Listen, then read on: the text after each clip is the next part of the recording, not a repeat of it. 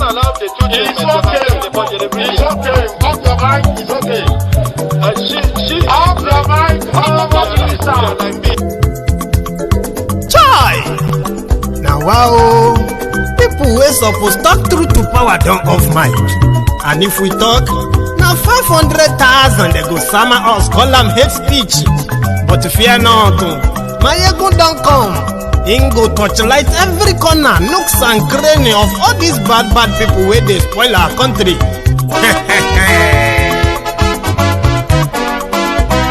So my people make we laugh, yo yo.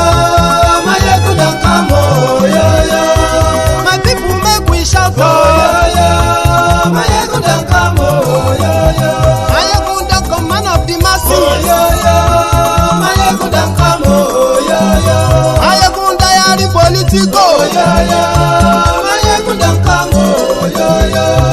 This one not the off in mind, oh yo yo. Maiyegun don't come, oh yo yo. Can in the touchlight every corner, oh yo yo. Maiyegun don't come, oh yo yo. Okay, some people be they holla say they want the power. Chai, them be promise us say we go get light and power. Them hustle sote they can't get the power. But now they know they do anything with the power. Every day, dollar just they get the higher power over naira. See them talk say make we off mind, but thank God say Maiyegun don't come. So my people make you loud, oh yo yo. Maiyegun don't come, oh yo yo. My people make we shout, oh yo yo. Maiyegun don't come, oh yo yo. Maiyegun don't come, man of the masses, oh yo yo.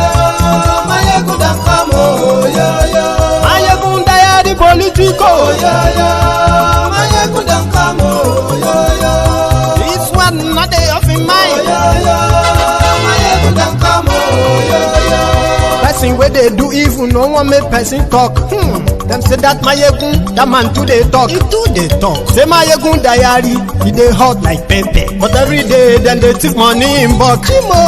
Woman picking, they the street they hawk. Still them talk say make we no talk. But thank God say Maiyegun don't come. So my people make you loud, oh yo yo. Maiyegun don't come, oh yo yo.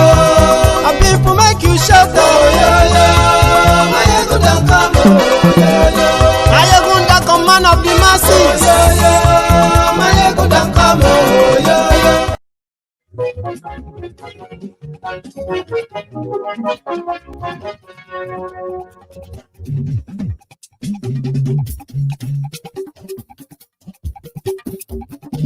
Maiyegun làwa mọ̀, làmọ̀ tó dodo.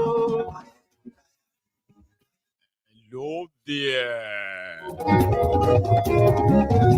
Maiyegun làwa mọ̀, làmọ̀ tó dodo.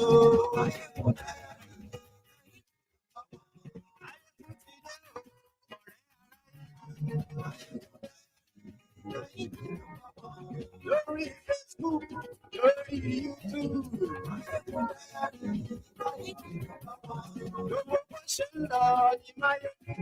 Good morning to you, good afternoon to you, and good evening to you from wherever you are watching from.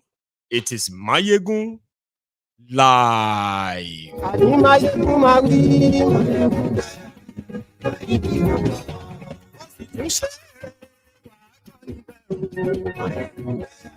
Thank you so much for joining me again tonight from wherever you are watching from.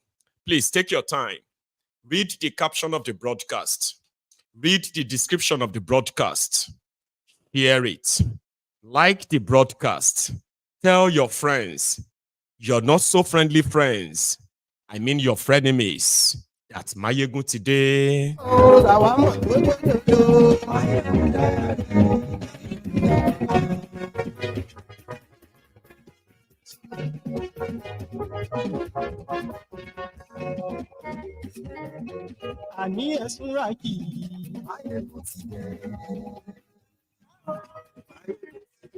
Ọ̀jẹ̀lú ẹ̀ súnra kì àní ẹ̀ súnra kì lórí Facebook àní ẹ̀ súnra kì. Thank you so much. The rider for this broadcast tonight is like the follow-up on what Peter Obi or his reactions to the news that Nigeria has gotten so bad that they are begging for food from a war-torn Ukraine. The actions have been following. There is an APC governor who was at the event who also agreed with Obi. His name is Umar Bago. Even though they say you cannot shame the shameless, but you shouldn't stop telling the shameless people about the shameful things that they are proud of. That shouldn't make you mellow. Yes, you cannot shame the shameless, but show them their shame.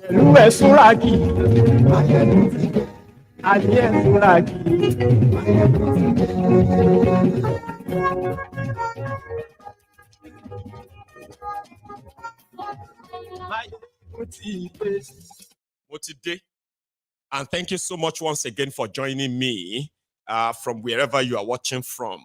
Okay, it is Maiyegun live.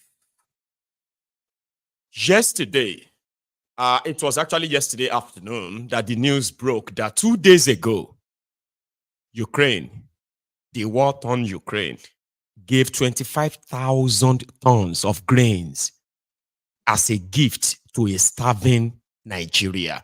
I mean, Nigeria, they supposed that the giant of Africa, the giant of Africa, has gotten to a stage whereby our people are, they are starving. Nigerians are starving. Nigerians are poor. No thanks to APC, Egbe, to the point that Nigeria is so poor. Nigerians are so wretched that Ukraine had to help save some of these hungry Nigerians in northern part of Nigeria. And I think that is what prompted the Peter Obi's reaction, that a region that should be so rich in agriculture and agricultural money, that they are so poor because of mismanagement, corruption, and insecurity, that a country that is fighting war is offering food to northern states where people are living in extreme multi-dimensional poverty.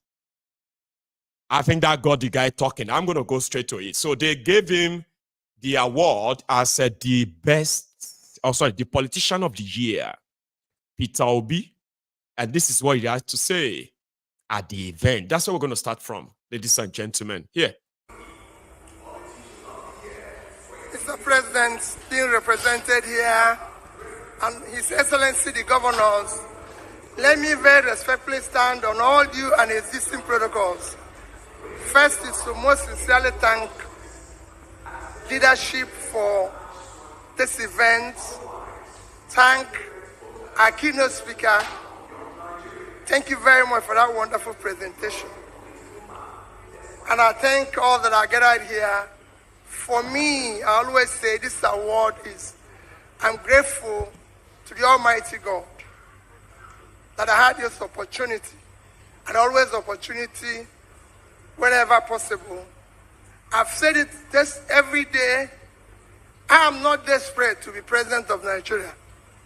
I'm desperate to see Nigeria work. I'm desperate to see Nigeria fight poverty. And I listened to what the keynote speakers said today. And you could see it in my tweet yesterday.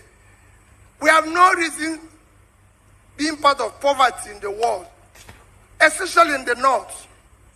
The North have no reason to be poor. We will make more money in this country from agriculture than we make from oil any day, anytime. Because it's happening everywhere. I read yesterday that Ukraine is giving Nigeria grain. Ukraine is at war. The whole of northern Nigeria is 268,000 square kilometers. Ukraine is 603,000 square kilometers. They have no reason to give us grain. Because we have the land. Why are they giving us grain? Because 60% of their land is cultivated, 60% of our own is uncultivated. And the people even say it's for Northeast. I might be governor of Niger State is here. Niger State can feed Nigeria. Niger State can feed Africa. Niger State is occupying 76.3 thousand square kilometers of land. They can feed Nigeria. Netherlands, with 33,000 square kilometers, which Niger State is twice, exported last year $25 billion of agricultural products. Niger State can do 5% of that, which is 6 billion. They don't need to come to Abuja. Northeast is collapsing. They say there's a problem in the Northeast. It shouldn't be. The two biggest states in Northeast, Borno and Taraba combined, Borno alone is over 70,000 square kilometers. Taraba is 54,000. Two of them combined is 125,000 square kilometers, 4 times the size of Belgium, at 30,000 square kilometers. And Belgium is doing over 20 billion export. There's so much we can do with this country.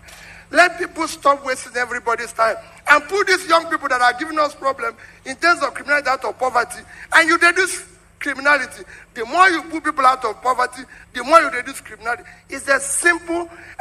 People make it look difficult. Let's invest in the North. We have what it takes to make Nigeria. Let's do it now. Thank you. God bless you. That's Peter Obi, where he was honored with the politician of the year. He was there rolling out number, even though an average APC, will ask you, Shena statistics, we go chop. And statistics go feed us. Of course, statistics is what would lift you out of poverty. Statistics is the number you work with. If you really have development or developmental idea inside you. But a lot of them just believe that, manufacturing numbers, bogus, fictitious numbers, and ridiculous, assumptions, they believe them more than the real thing. But this guy was there. The guy that said that they should not bring any food to the South again, or nobody should come and pack or buy food in his states. Because his own technique is to fight, the way to fight poverty, hunger in Niger State is to stop people from coming to buy the food. Unfortunately, the people themselves are so poor that they can't afford any food. But the guy was at that place, and I caught his face where he was like, But the guy is not a total novice. He was a banker. Their governor in Niger is a banker, or he was a banker. And then he's now a politician. And he seems to also be interested in that same politics, right? That agricultural prosperity somehow, right? I would rather talk about those who are doing it than those who are kind of, talking about it. And that guy at that event, I bet probably Obi himself knows or knew what he was up to. Today, the news broke that the governor of Kebbi State, another poor state that shouldn't be poor in Nigeria, spent God knows how much anyway. But here is the governor of Kebbi State, another poor state in Nigeria, who bought a 24 brand new Toyota Land Cruiser Jeep, 24 of them for their lawmakers. Okay, is a poor state. Meanwhile, if you have to value each of this car, it's pretty much over 100 million naira, maybe 150 million, maybe 200 million naira each, using their own standard of what they buy, right? Now, if you multiply 200 million times 24, that is what they have. And meanwhile, this money, before they could buy those cars, they had to convert the Nigerian naira to dollars before they will import them. They bought them from where? Japan. So which means they have enriched the economy of Japan. In Nigeria, they have 3 car manufacturers in Nigeria. But Nigerian government never believe in them. Not once, not any. In the north, they had one. In the west, there is one. In the east, there is one. In Nigeria, you see all these billions and hundreds of millions of dollars they are using to buy cars. Rather than invest in the real sector that can, enrich the life of the people, they would rather take the money out. And this is just one state, Caribbean. There are 35 other states, including Abuja. In the face of the poverty, in the face of they are working to bring blah, blah, blah, blah, right? While others continue to collect their allocation and then blow it. My eyes, my attention caught that Bago guy. And I'm going to pay attention. I'm going to continue to monitor him like that of Sheyi Makinde. The problem is that the Niger State has more than 20 different terror groups operating in Niger State alone. Different Fulani terrorists, Boko Haram, and the rest of them. In fact, in Niger State, almost half of Niger State is controlled by different terrorists, not fully in control of the government. Farmers are paying taxes to terrorists in Niger. But this guy seems to be investing in areas where, I don't know if he's protecting their same investment, right? Now, here is this guy. They saw him somewhere in his own state. Investing in agriculture is beyond just giving people money. It actually requires, the real government investment. And if it's going to be private, right? Mechanized farming. If Nigeria wants to be out of starvation, hunger, food inflation in the next 2-3 years, Nigeria would need to invest in at least more than 80,000 tractors. They say if Nigeria wants to be out of the wood, but there is no plan that you will be, okay? However, this Niger State guy, I saw this first, right? It got all this for their farmers in Niger. I don't know how much of effect this has on the food production in the state, okay? But this is physical. This is not using cutlass and hoes to cultivate the land. This, right? And they said that currently in Nigeria only has about less than 5,000 tractors, the whole country, the whole Nigeria. And there's no guarantee that all these 5,000 tractors are working. Okay? Meanwhile, in the areas where they are really working, there is no guarantee that there is the security in the areas, right? Will actually protect all those produce and all that, okay? But for this guy, it's commendable, right? And being inside the same hall with Obi, and there he was like nodding, agreeing that it's true. Hi. So I'm the governor of a state that could become so rich that I could be making more than $6 billion from my agricultural produce alone. I may not even have to bother about Abuja again. Wow. Meanwhile, now the guy himself, this is what I show you the picture, Abi. Here is the video from his own state. But before I play you the video, I want you to listen to what he had to say, responding to Peter Obi inside that hall, talking about their chances if to say you had a real leader. He also agreed that it is a shame. No, it's a shame. Man, it's a shame, Obi. We agree that it's a shame that we are so poor in northern Nigeria that the war-torn Ukraine had to come and give us grain and food in order to be able to fight and feed our poor people in northern Nigeria. Yet they have the land. While some of them are using their own monthly allocation to buy guns for the Fulani terrorists they are sending down south so that they can claim land or get land for Ruga or whatever it is. Well, this guy seems to be using part of his own money to really invest in that agriculture. And I kind of like, it's not just politicians with all talks, no action, right? Listen to his response to what will be said in that all. We have cleared deliberately over 1 million hectares of land. So, my boss, you are very right to what you have said. We have no reason to be poor. People may not like you, but they must hear you. Because what you say is the gospel truth. Nigeria needs to be productive. You cannot be out of poverty unless you start to produce. I'm not an advocate of handout or palliatives too. I don't believe in it. So it is high time we tell ourselves the basic truth. We need to feed ourselves. And it's a shame for people like Ukraine in the war to be giving us food.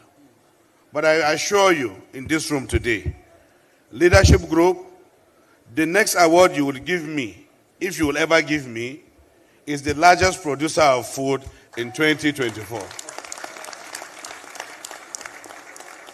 Federal government is doling out 42,000 metric tons of grains. And by June, I will give out only in Niger State 100,000 metric tons of food. And it's deliberate. That's the guy, that Bago guy, right? Because there is actually evidence that he is trying something. He's not just talking. Okay? So he's told Obi that, you know, when he said people may not like you, he's talking about the rogues in government. There was a Tifnumbu representative at that gathering too, in that gathering. So Tifnumbu representatives came up and said, there's nothing shameful in collecting food from a war-torn country now. Because Tifnumbu is doing everything to make sure that Nigerians don't starve. Nigerians are not hungry. So that is why Tifnumbu will take help from anywhere there is help, including if he has to do Bambi Allah for them. Right? Whatever Obi is talking about, right? There's nothing wrong in it. So this guy came out and said, well, it's true. It is actually true. Nigerians have no reason to be poor. If the politicians in northern Nigeria are not using their federal monthly allocation to sponsor terrorism, maybe the northern Nigeria, which has been the blanket, the dark cloud on the rest of Nigeria, okay?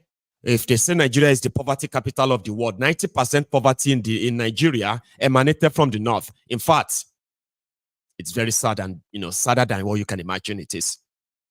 Whatever poverty we are facing in the rest part of, in the other part of Nigeria today, they emanated from northern Nigeria, where terrorism has taken over everywhere, including running us out of our farms in the south.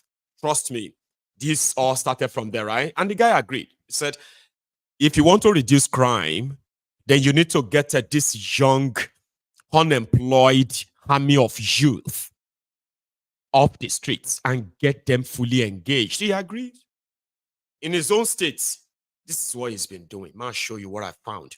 This one is just as recent as February, just last month.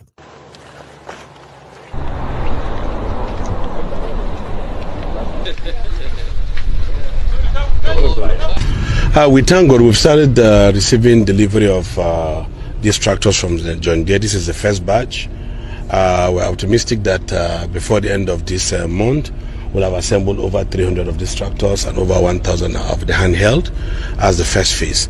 We're expecting over 8,000 of these tractors in the next 6 months, and that our bulldozers are already working in the bushes clearing land. We have cleared over 1 million hectares to date, and that we're expecting delivery kits on irrigation. We have investment, we have a partnership, we have signed MOUs with a lot of government and agencies of government. This is the only way out for us as a country and as a people.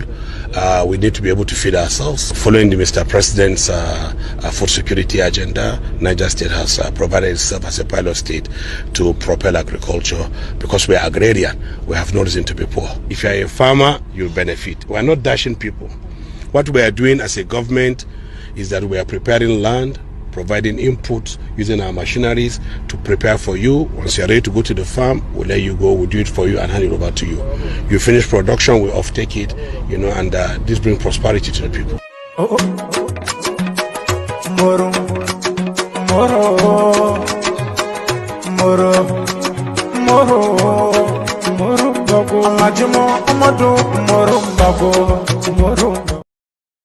Do you understand? I saw that. And that is worth, is worthy of, follow-up and monitoring. So we see how that goes. Now, if somebody is talking about, yeah, we are trying to end hunger, and all of that. If that guy is talking, you should listen to him. No, I'm just saying, I will listen to him. Not look out for what, for him to fail. Or no. You see, when you do something that's actually going to have impact on the lives of the people, the real one, we can tell than the jamboree, which is mostly for the photo op and the show off. So I saw that, I was like, yeah, that's something. That's something there. So afterward, right? I think in another occasion, right? On another occasion, so Obi and his deputy, I think it's at the same place as well. Is Obi and his dirty guy. So they took up the case of a guy, of a young man, a keke rider, keke, this keke tricycle, that somebody left or forgot money in his bike or inside his bike, and the guy returned the money in full. So they therefore decided to compensate him with a scholarship. This is what we have to say anyway. Listen. A while ahead, you are in SSS 2. Forthwith, I've consulted with my young brother and everything, and I know there will be other things coming from the big men who are here, but from us, from now, your education, tuition, accommodation, feeding, till you graduate, will be taken care of by the base university. Thank you. I know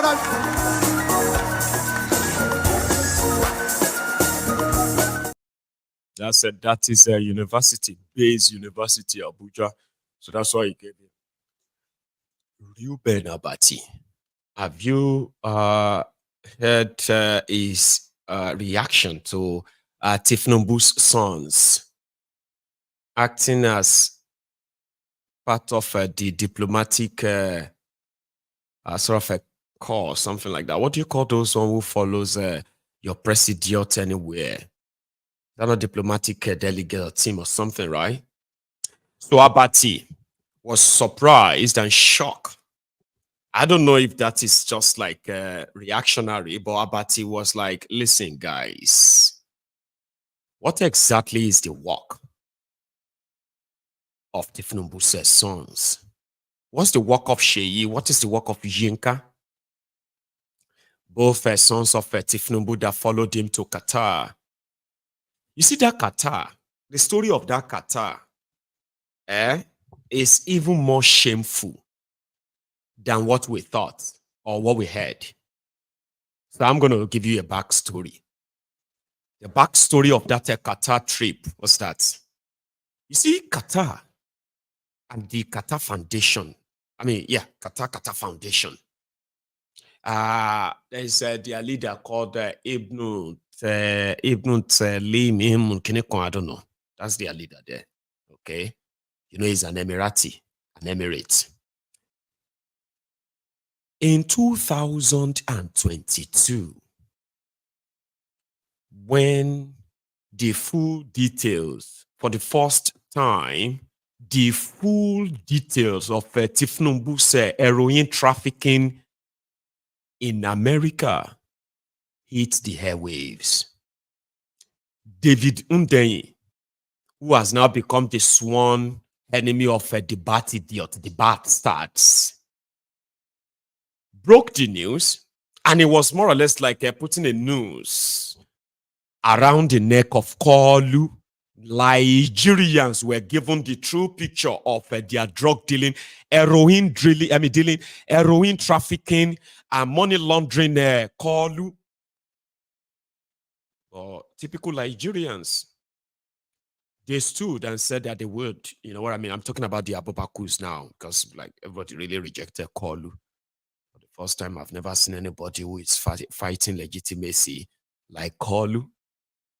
It is really, really depressing for him, you would say. So David told all of us, and unmask the real Koolu, Teresa Mendoza, Abuja, Remi Werekwe, Koolu's wife, who is also a drug and heroin trafficker, and the rest of them who have like the ring, the syndicate of drug heroin trafficking in Chicago at the time. We didn't know that the Arab world also saw the news. In fact, they saw it so much that they were so interested in it. They invested, like so many other people around the world, invested in that your charade. And like the rest of the world, I bet they were so disappointed too. Like, God damn it. A drug dealer is now the, God damn it. This Kuwait, this Qatar had to give David Hundeyi an award for a job well done exposing Pablo Escobar, the Jaga Banditi, Jaga Addicti, Ashiwaju awon ole. They gave David, they first sent him a letter to say, well done. We hope this email meets you. We hope this message meets you well. You are doing a wonderful job. Keep it up. We've got an award for you for exposing the Pablo Escobar that is about to be president of Nigeria. So eventually this Koolu rigged himself in. How? How did he do it? Oh, Nigeria was going to go up now. Nigeria is going to go up in smoke. There's going to be trouble. There's going to be problem. Oh, there's no problem. There's no trouble. Now this criminal is knocking at their door. He wanted to come and see them. He has a business for them. No, haram. No.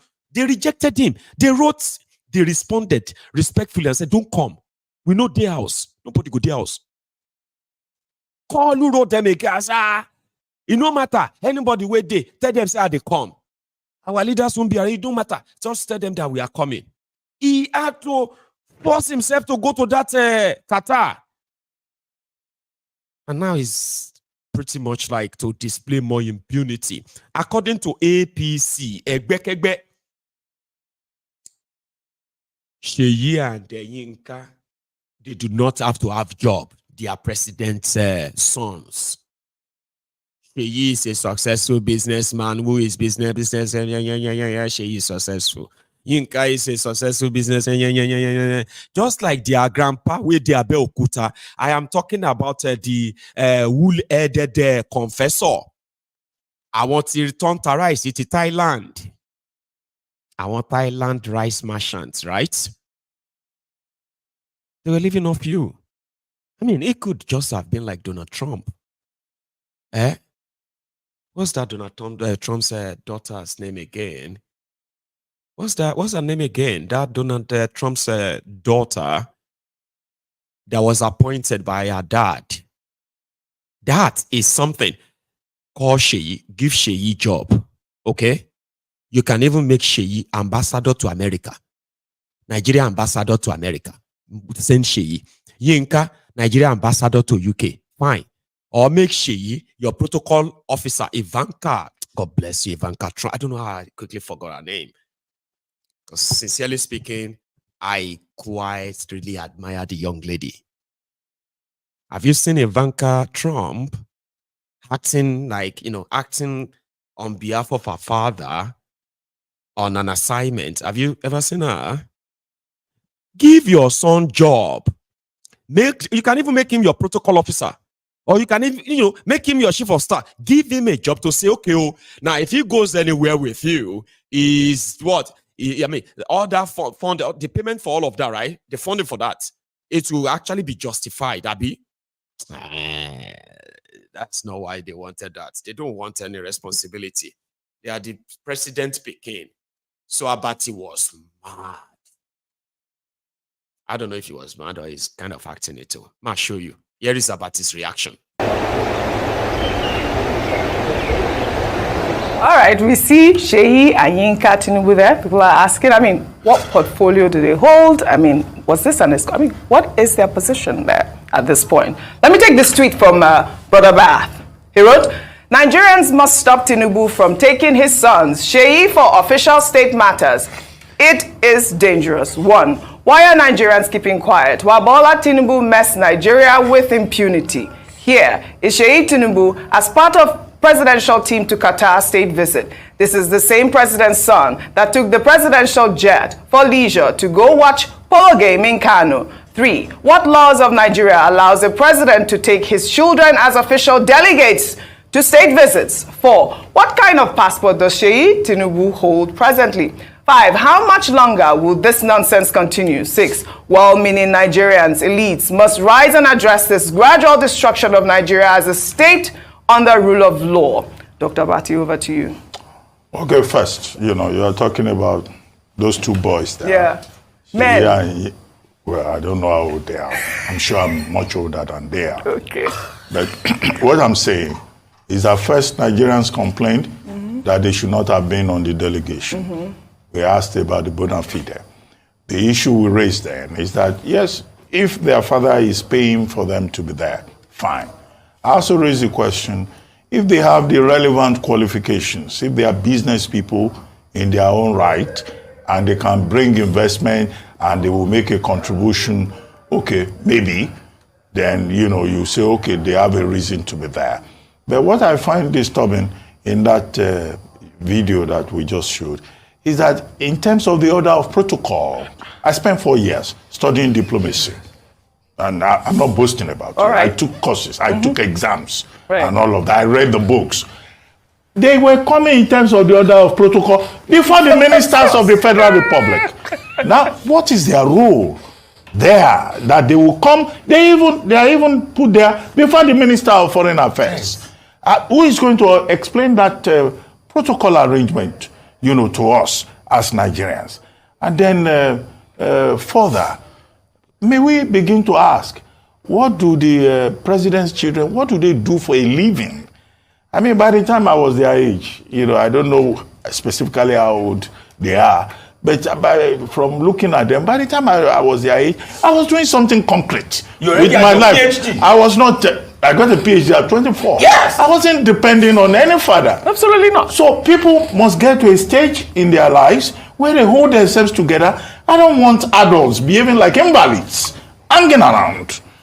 Just because your father is in a position, or these children of privilege sometimes overdo it. Yeah. And these are boys that will probably have wives at home. Some of these girls, what they go through is very embarrassing. You can't have a husband that's just hanging around. Wow. That cannot stand on his 2 feet. All right, we see Sheyi and Yinka Tinubu there. People are asking, what portfolio do they hold? Impunity upon impunity. Make impunity they carry, or impunity might be impunity me. Impunity will swallow impunity. And when the impunity can't get to the power, what you call that thing again? Raise to power 100. Everybody go lose you go lose all your mind soon. Don't worry. It's not they see. They just, because they push a year and Yinka before your minister. Who are those ministers? Minister of the Federal Republic. You go see your ministers, under Tifnumbu. Some of them you go still see scandal where minister go they kneel down, they beg Sheyi. Me and Papa no sack them. You go see minister, they kneel down, they prostrate, they beg for Lashade. And I don't understand waiting people with the Lagos, right? Actually pass through before they finally give up, because I think they've given up. You have no idea. You will have the idea soon. So it's an insult. You can't shame the shameless, they say, right? But let those be on record. So Abati was mad. How could they do that? But it was right too. But I'm will be honest though. Me, I am 40 years old. Sheyi is 38 years old. Yinka is 41 or 42 or thereabout. Yinka is older than me. Sheyi is younger than me. We are both, all of us can be in the same circle, right? I've got what I am doing with my life, right? These are guys who are not small boys. They are family men. They've got wives. They've got children, right? However, what were they doing before now that you have to leave all of that? Whether you are, you should have career now. Like you've got career. I don't know. Like you should have your life in a way that even if you have to be with your father, right? It should, well, okay. There's no point in going there, okay? It's Nigeria where anything goes, okay? But normally, right, you'll be like, What happened to your life? Do you put your life on hold? Because your papa is president in a place, right? Well, of course you would have to, because the country is called Nigeria and it's in Africa, right? So yeah, nobody is going to praise you that you didn't come and join them to steal money or come and join them to oppress the others or push this impunity. Nobody go praise you. Say, you are so... No. Join them, destroy everything, scatter everything, okay? May everybody see how they will live with that. Either that. Sabati, sorry, you might be younger. You might get your PhD at 24. Your papa no be president, okay? So we will probably never know. And it is Nigeria. It's a place where anything goes. Do not feel sorry for those who are there to help themselves. There is nobody inside Tinubu's government that is not there to help himself or herself. Do you understand? Sabati should know. So may everybody just enjoy the impunity. They have 11 private jets, 11 presidential jets in Nigeria. Do you know that? Yes. 9 of them are proper aircraft. Okay?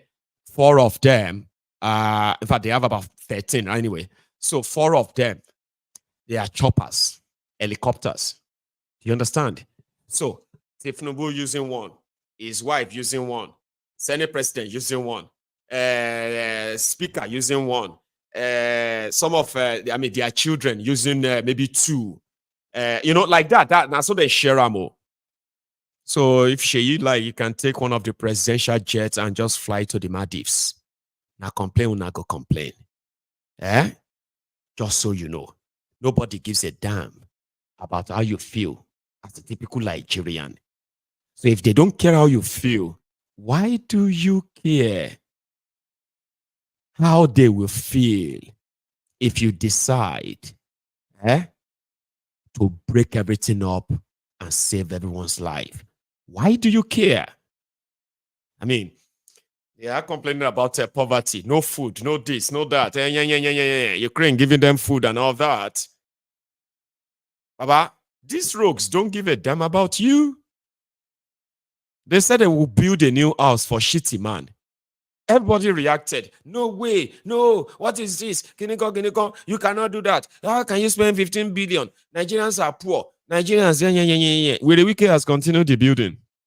I hope you know that. They will soon finish them. But you know the ridiculous thing is that they are building a house for the vice president of Nigeria. And this construction is not being done by the supposed Nigerian engineers. For security reason, you will say, hey, why would you build the house for the vice president of a country and it's being built by the Arabs? Being built by the Germans? You see the joke? The joke is on you. Americans who build the White House didn't build the White House with people who are not Americans. I want to believe that. Because where your president, the president of your country or the vice president of your country lives or sleeps or goes, there are some level of security, wherever that is attached to that. But Nigeria is a place where anything goes. They are more interested in the money they want to make from that white elephant project that doesn't add any value. Shitty man is not homeless. Fake Pastor Ruga, Ikene Shatabandu, Agbowori Babaoja, who was Boko Haram's special advisor on burial arrangement, condolences visit, and trader money. Pastor Ruga, he wasn't homeless. He was living a luxury life. You know that? Before this shitty man came, they needed 15 billion naira house for him to be built by the Arabs. In Nigeria, the joke is on you. Take a look at Werewike, who gives no shit about you or how you feel. They will build it, he said it. They will finish it because they've got the money. They've paid the contractors. They've spent over 10 billion. Just between December and March, December and the end of February, they have spent almost 10 billion on dismounted blocks. Take a look.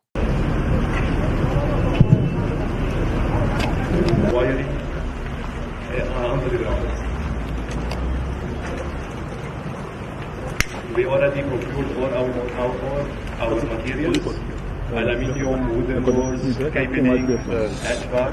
We also brought 2 generators for this site, which we have already installed also there.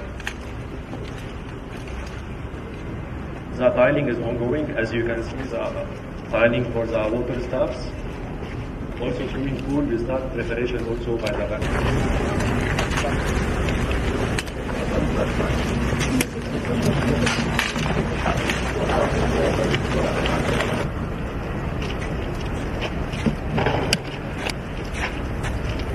Bakamo. Mabona.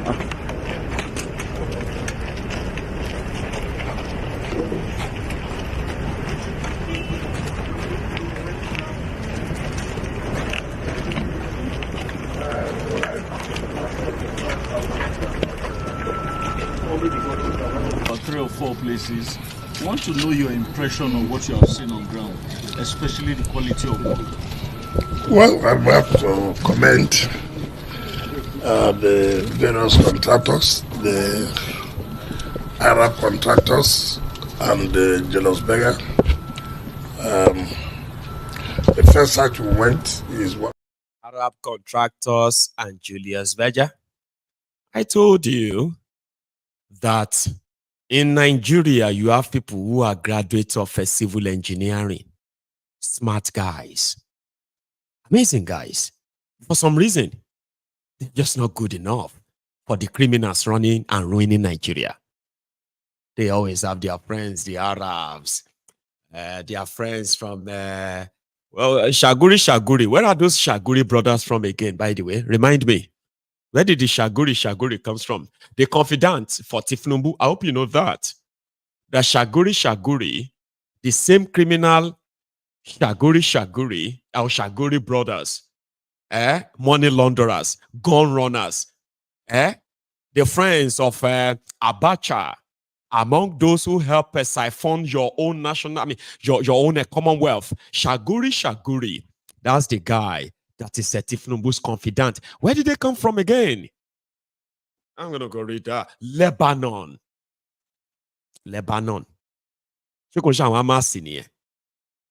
Hamas.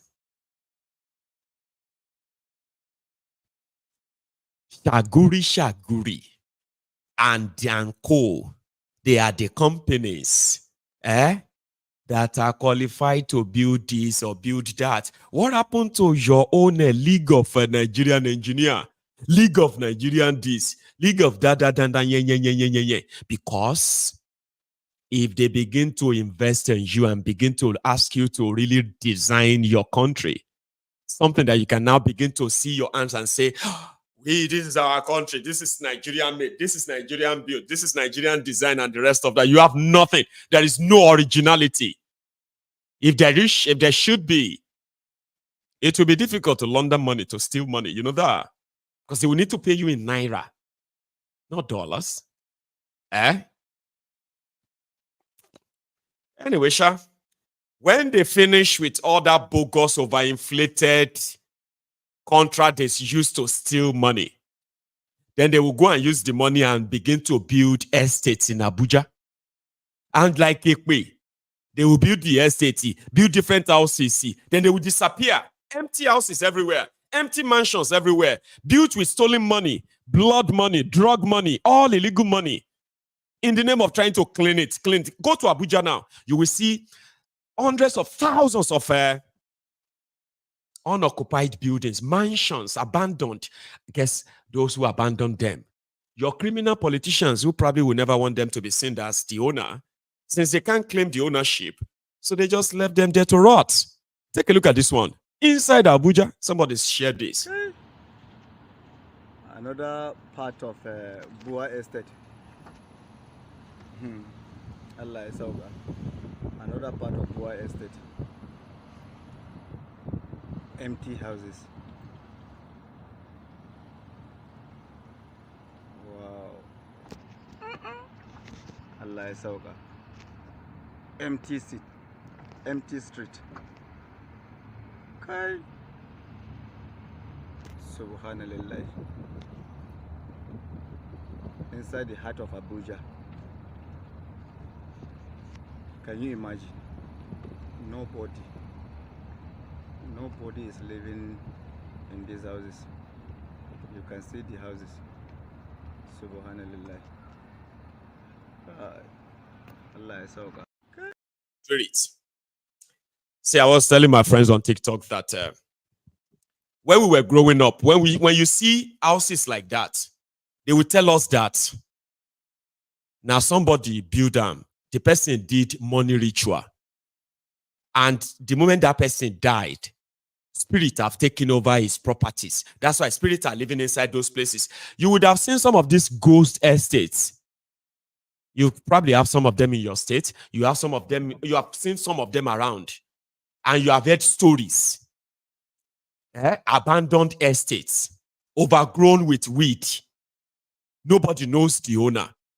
The only stories the locals are sharing is that maybe the owner was killed somewhere. Oh, the owner did money ritual. And after his money came, he's so rich. And that when he died, the spirit, his family. No, there's nothing like that. Most of those estates are abandoned properties by the criminals who looted your money.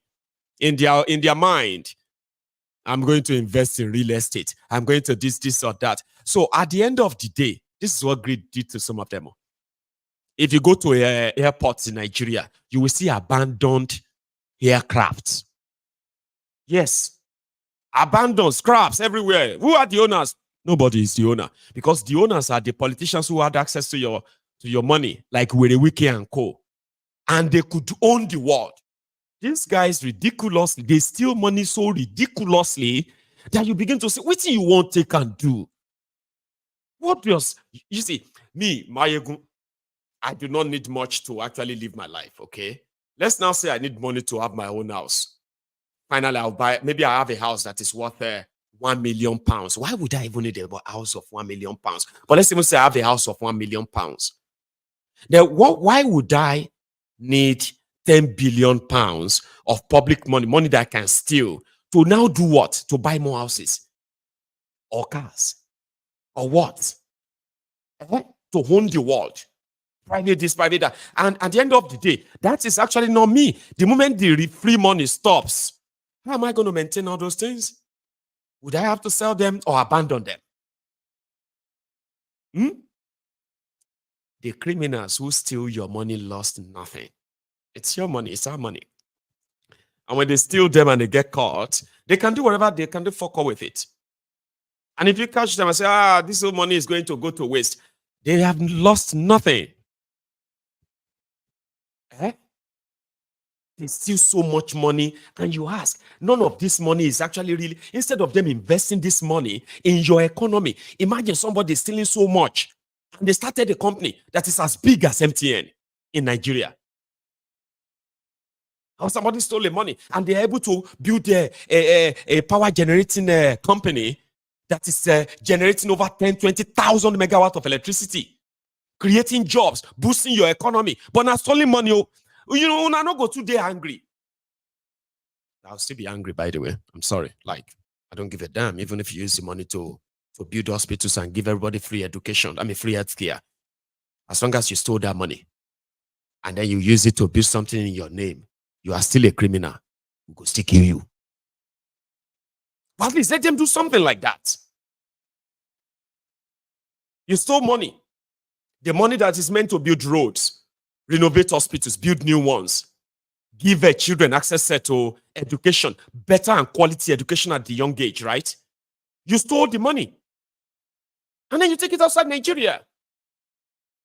You are not even adding anything to your country. The most you are adding to your country is what? You use the money to buy expensive automobiles from abroad. Expensive house decoration and all of that stuff. And all the stuffs that are really imported.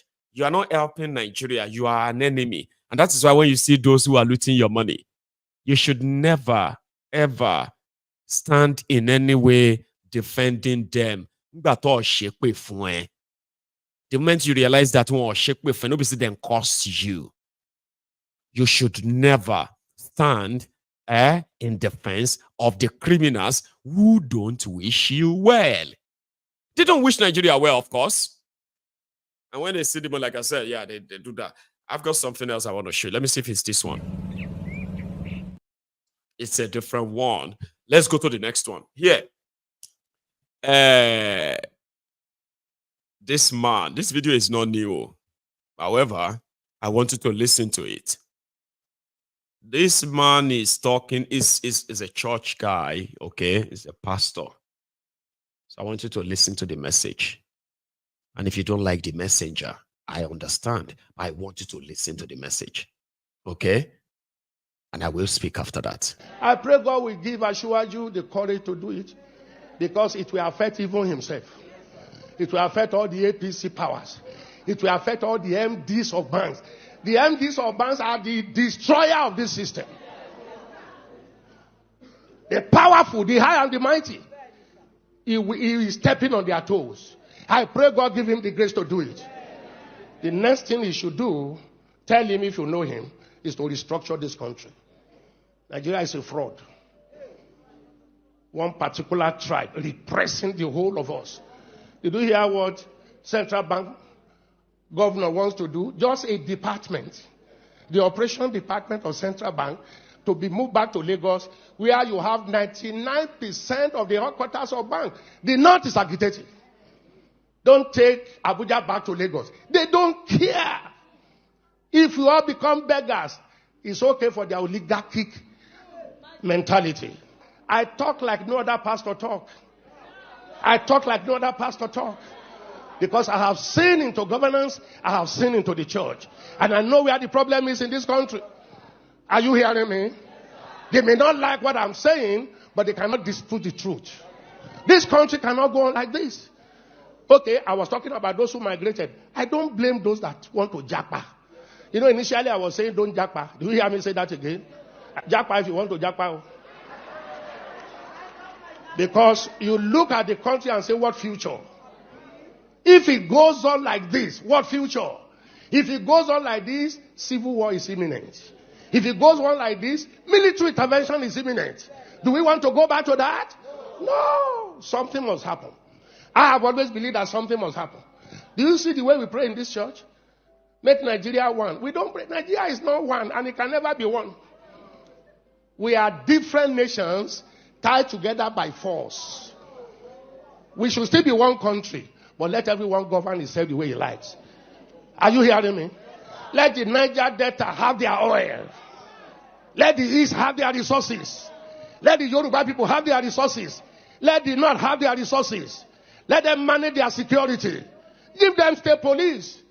Let everybody guard his borders. Let everybody generate his economy. Why must you generate oil in the Niger Delta and take it to the north? Why must we generate IGR here, or the VATs, and take it to the north? That generate nothing. The 10 key northern states have Sharia. Sharia says no to alcohol. Sharia says no to tobacco. But alcohol and tobacco is what give us VAT here. And you take the money from there to spend where you say you don't want, but you like the money. Fraud. Unfairness. Injustice. Where did we sit down to make Nigeria 36 states? Where did we sit down? Nigeria was negotiated 3 regions. North, West, East. 1963, by plebiscite, Midwest came in. Where did we sit down and say we shall be 36 states plus Abuja, and the biggest one taken to the north? More local governments. Then we came with federal character. You are qualified, but from the tribe you came from, you can't be qualified. Now, you can't pass any law in that National Assembly without Northern approval. They are in larger quantity. Deliberately made so. So how do we go from there? I pray God will give us. We're not going anywhere. We're not going anywhere, Pastor. We're not. You see why I had to show you that? Do you understand why I had to show you that video? You know, okay, I'll tell you. I had to show you that video because that is exactly what we want people who claim to be men of God to be honest and say to their congregation. Say it to them. Do not ask them to pray for one Nigeria, ever. Never ask them. You are a deceiver. You are a liar. You are part of the problem. You are an enabler. If you are a pastor or whatever you call yourself that continue to ask people to pray for one Nigeria, you are a fraud. If you go to your church and your pastor look at you in the eye, in the face, and say, brethren, we need to pray for Nigeria. If you get stoned, stone that motherfucker in that face, in that your church. Nothing is going to happen. In fact, God is going to be happy with you. I promise you, try it. Remove your shoes and throw it at his face. He is an enabler. He is part and parcel of the system put in place to brainwash you, condition you. So if a man faces his own congregation and tell them the truth, guys, I don't want to deceive you. I've done my bit. I've done my part. I have taught you how to pray. I have taught you how to be righteous. But here is the truth. Nigeria is the weapon fashioned against you. And I'm not going to be here to lie to you. Nigeria is not one. This is why, this is why, this is why. Teach your own congregation the truth. So that you don't become a fake pastor in front of them. A pure blasphemer. So when somebody turn you and say, we need to pray for that, remove your shoes and throw it at his face. Record it and send me the video. I will get you a lawyer if you will need a lawyer. I'm serious. Yeah. If you need a lawyer for throwing your shoes at the face of that motherfucker that says, pray for Nigeria, throw it and call me. We will get you a lawyer. Okay? Because people like that who can tell their audience and say, listen, guys, this is the situation. Oh. You must make your church members politically conscious because politics started from the church. Yes, it started from the church. There is no politics in this world that is as strong as the politics of the church. You need to look into it. So you cannot be the one who practice real politics in your own, in your belief, and yet then you are hiding away from the truth. You're hiding your audience, your congregation, your followers from knowing the truth, and you are telling them to pray for something that is not real. That's why I had to show you that video. I love that. Say it to them. Tell them the truth. You know, go die. But if you do chop from them, it will be difficult, I know. It will be difficult. That man told these people and he said, listen, before Nigeria got regional system of government and the rest of that, right? And independence, right? It was all through negotiation, of course. When they wanted to create the the Midwest, after the northern region, western region, eastern region, and the people of the Midwest, they said, they don't want to be north, they don't want to be east, and they are not west. Give us Midwest region. A plebiscite was conducted within those space. Plebiscite is when people decide if they want to be independent on their own. It was conducted. And the Midwest region was created, making it 4 regions from the 3 regions that got independence from Nigeria. Remember, Midwestern region, 4 regions that got independence then. But there was never a time that we sat together and said we decided to have 36 states of Nigeria. Do you know? Do you have any record where a plebiscite was conducted, a referendum was conducted that, they should change it from regional, whatever, to 36 states and capitals? We never sat. Just same way we never sat to discuss. Sorry, 1 second. My eyes just caught one weary on TikTok. Okay, so when you see the typical Nigerians, brainwashed, dead brain Nigerians, they will tell you, when you tell them, break it up and save lives now. Break it up and save lives now. We have nothing in common. If I see any Abdullahi Abdul Karim coming on my program to tell me that I don't know what I am talking about Nigeria, or get rid of you. I don't know you. You don't understand that I'm not supposed to hate, or I'm not hating you. What happened is that I have come to realize that from that same northern Nigeria, there are those of you who were raised to believe that people like me, who is a southerner, a non-Muslim, is an infidel. But if you want to use your takia, you olori brukuma shamfanis. When you want to use your takia, you will say, I am one Nigeria. We are one country. Stop dividing us. Abulori Brukunia, who united us? Now, who united Yoruba and Hausa and Fulani? Eh? Who united Igbo, Yoruba, and Fulani and Hausa together that said we are one? Me at here one. Me and you one. When it is one Nigeria. But when it comes to you doing bismillah, cutting my throat, beheading me in the name of your Allah, you won't remember that I am also one Nigeria. Listen to me, I just know that if nobody say they force us together, waiting won't concern me with Sikiru Abdullahi or whatever from Niger. Eh? It be like somebody from Chad right now. They tell me, they try to kind of, slug with me. I'll be like, I know anybody from Chad, They tell you, say, my descendants came from Sahel, And what I'm saying is that for us to not always have this disagreement, can you please remember that we are not one? We will never be one. We know that. I'm an infidel to the terrorists from the Sahel that I'm sharing country with. So the terrorists from the Sahel see me as an infidel. But when it is convenient, I am a Nigerian. We are one Nigeria. But when it is their turn to kind of behead me, then I'm an infidel. We are not one. Let's be honest with ourselves. There's no point in becoming a unity beggar. Don't beg me to be united with you. I don't want to be with you. If I have my choice, if I have my option right now, I will sever any relationship with the northern part of Nigeria. Totally. We don't have anything in common.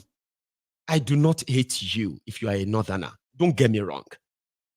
You deserve to enjoy your identity. I've got my own identity. Nigeria is not my identity. And millions like me who doesn't believe in Nigeria anymore. Okay? And the reason why we do is because we know that what we are dealing with right now is called a clash of civilization. You are happy to kill somebody for your God. Where I come from, we don't kill people because of religion. Ever. If you like, you can tear the Quran. You can burn it. That's your problem. A Yoruba man will not get so mad and kill you because of religion. Ever. Do you see the difference? But to you, the person will burn the Quran and provoke you, so you go kill. We don't have anything in common. How is that difficult? And it's obvious as well that the only thing that unites us is this contraption and the poverty associated with it. If we all have a chance to sit down and actually talk, I do not want to see you in my country as the same citizen, never. Because people who believe that somebody who believes that they can kill somebody for their God, I do not want to exist in the same space with them. And to those of you that call yourself moderate this, moderate that, to hell with you and your moderacy. When I see terror and the terrorist enabler, what I do is that I want to run away from them as far as possible, but I will not leave my land for them. Do you see the difference? So don't get it twisted. There is no one Nigeria. Stop lying to people. Stop deceiving the people. There is no one Nigeria. There will never be one Nigeria. There will never be one. Because we do not have anything in common. But whether you believe me or you don't believe me, we both know the time will tell. Because those who keep this Nigeria together for themselves, they are expiring. And more people are beginning to be aware of this unfortunate contraption that we have all been trapped in. A lot of people have been aware. So that's why I love that what that man was saying. Let everybody control their own part. Stay day your day. Then swear for you. You go. I mean, they go tell you, say, they call a place Yoruba region. You can't they say, you say one Nigeria, they bring car. People like us will raise money, will raise army, indeed, to exterminate all those Fulani terrorists and their enablers in Yoruba land in due time. Do you understand? Do not in your life think anybody on this platform is for your one Nigeria, the fraud, the lie. Let everybody continue to live on that borrowed time for now. And then when the shove come to push, I've been a push come to shove, right? Like this, we will move.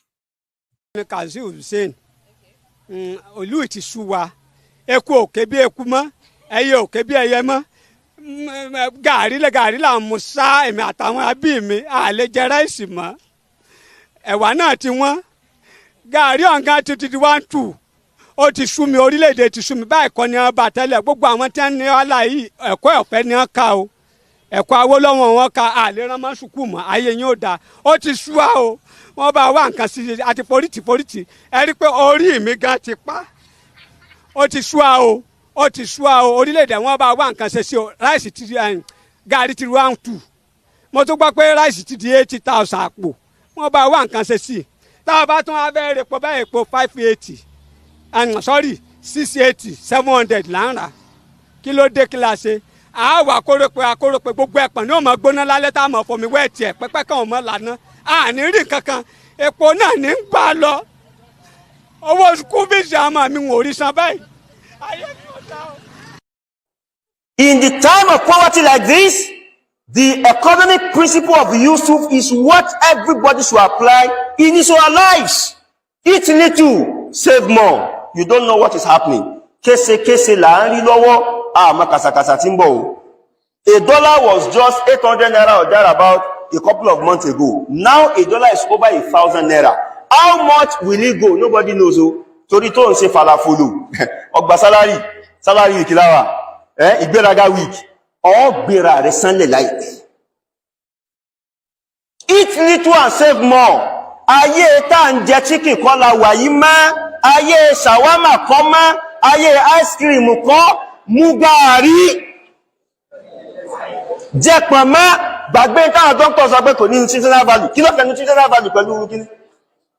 Jẹ pọ̀nmọ́. Mú gààrí orí ẹja.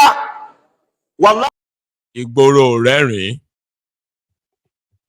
So our people will get to that stage that, you see the way I'm feeling now, okay, about Nigeria, that if we have a chance now, can we just discuss this and get the hell out of this contraption?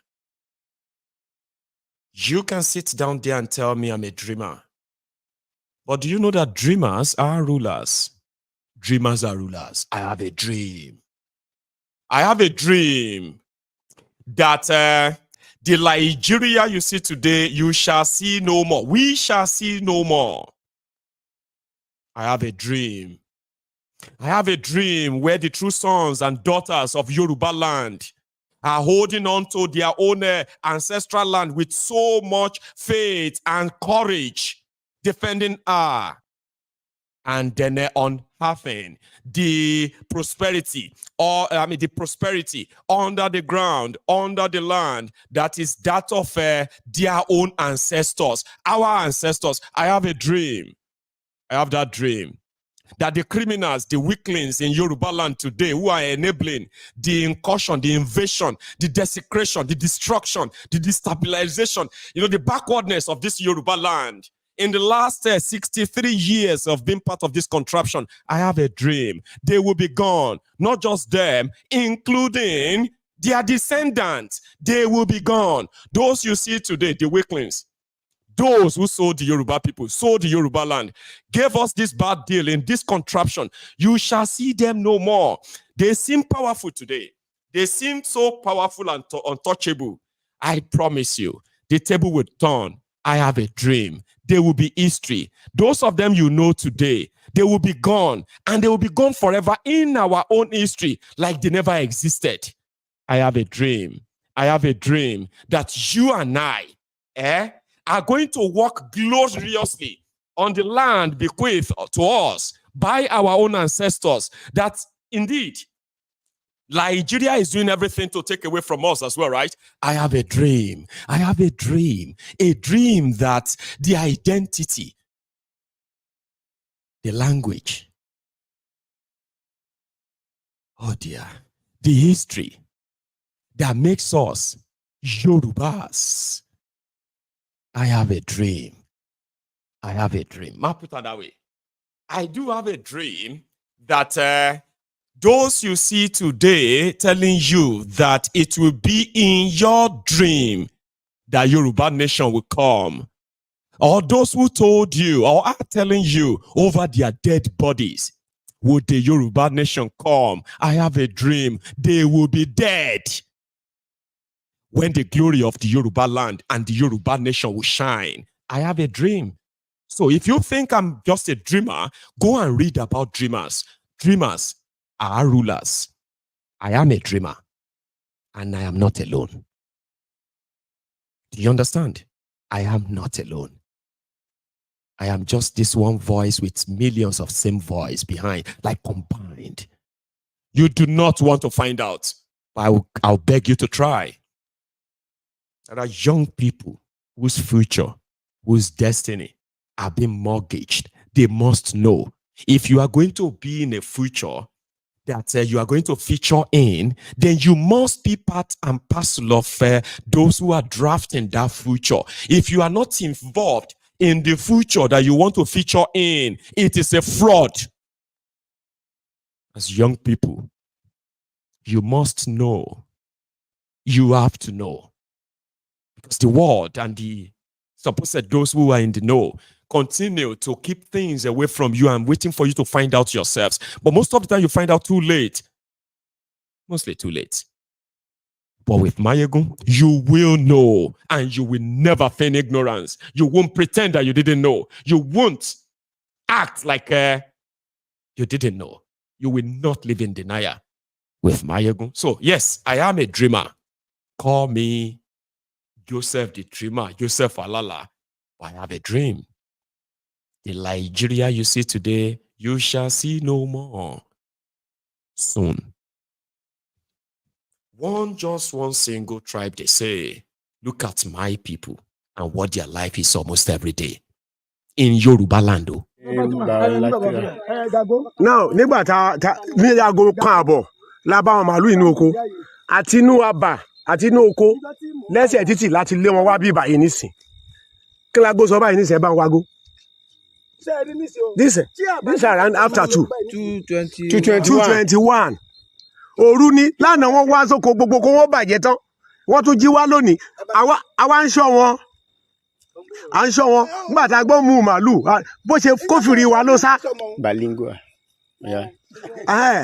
Now, we met our car. The cows came to our farm by 1:30 a.m. in the midnight, and we pursued them from our farm till we get to their residence. These are the cows. And these are the owner of the cows. We've alerted them, and they are all here. Àwọn tó ní màálù gangan nìyí o. So we are not going to take it easy with them. If you guys not take it, we cause a big problem for them. Kílódé, we be borrowing money, millions of naira. Mama, they be devoring it in the night. In the afternoon, we don't have any rest.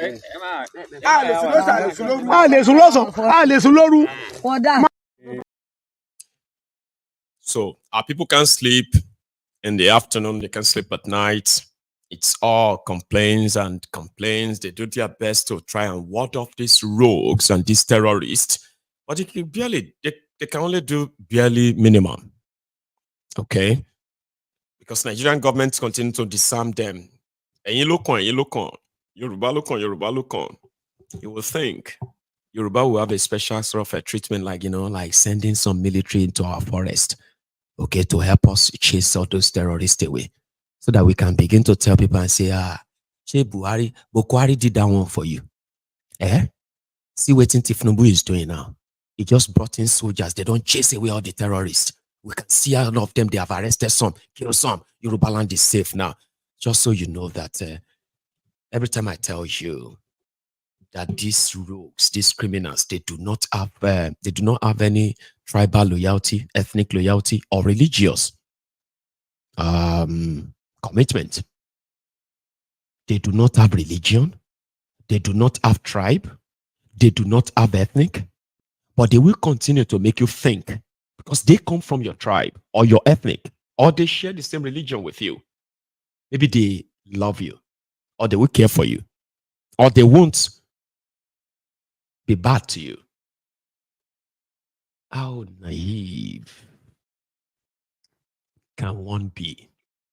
But do you remember I'll continue to tell you, right, that your criminal leaders have no religion. You might see them as Alaji Alaja, Deacon Dickness, Pastor Pastress. They do not believe in any religion. They do not have any ethnic loyalty. You see them as Yorubas, Igbos, Hausas, Fulanis, and the rest of that. But they don't have any loyalty to any of those ethnic nationalities. They are just their meal tickets. When you see a Yoruba politician, you think he's there for Yoruba. How naive can you be? How ignorant can you be? He's not there. Being a Yoruba man, sharing this whole thing together, being a Yoruba man or a Yoruba woman is just their meal ticket. They do not have any loyalty, patriotism to anybody. Not to Yoruba, not to Hausa, not to Igbo, not to anybody. Because if these guys have loyalty, Abba, for 24 years, now Yorubas, they rule Yoruba land. All the governors in Yoruba land in the last 24 years, they have all been Yorubas. Deputy governors, Yorubas. State House of Assembly members, Yorubas. House of Assembly, National Assembly members from Yoruba land, they have been Yorubas. And yet, we are not better off than anyone. Those who have been ruling and controlling the northern part of Nigeria, they have been people from that part too. Yes, they have been. But when you see the poverty everywhere, when you see the insecurity everywhere, you ask, hey, where are your leaders? What are they doing? When you go into the police, you will see Yoruba, Hausa, Igbo there.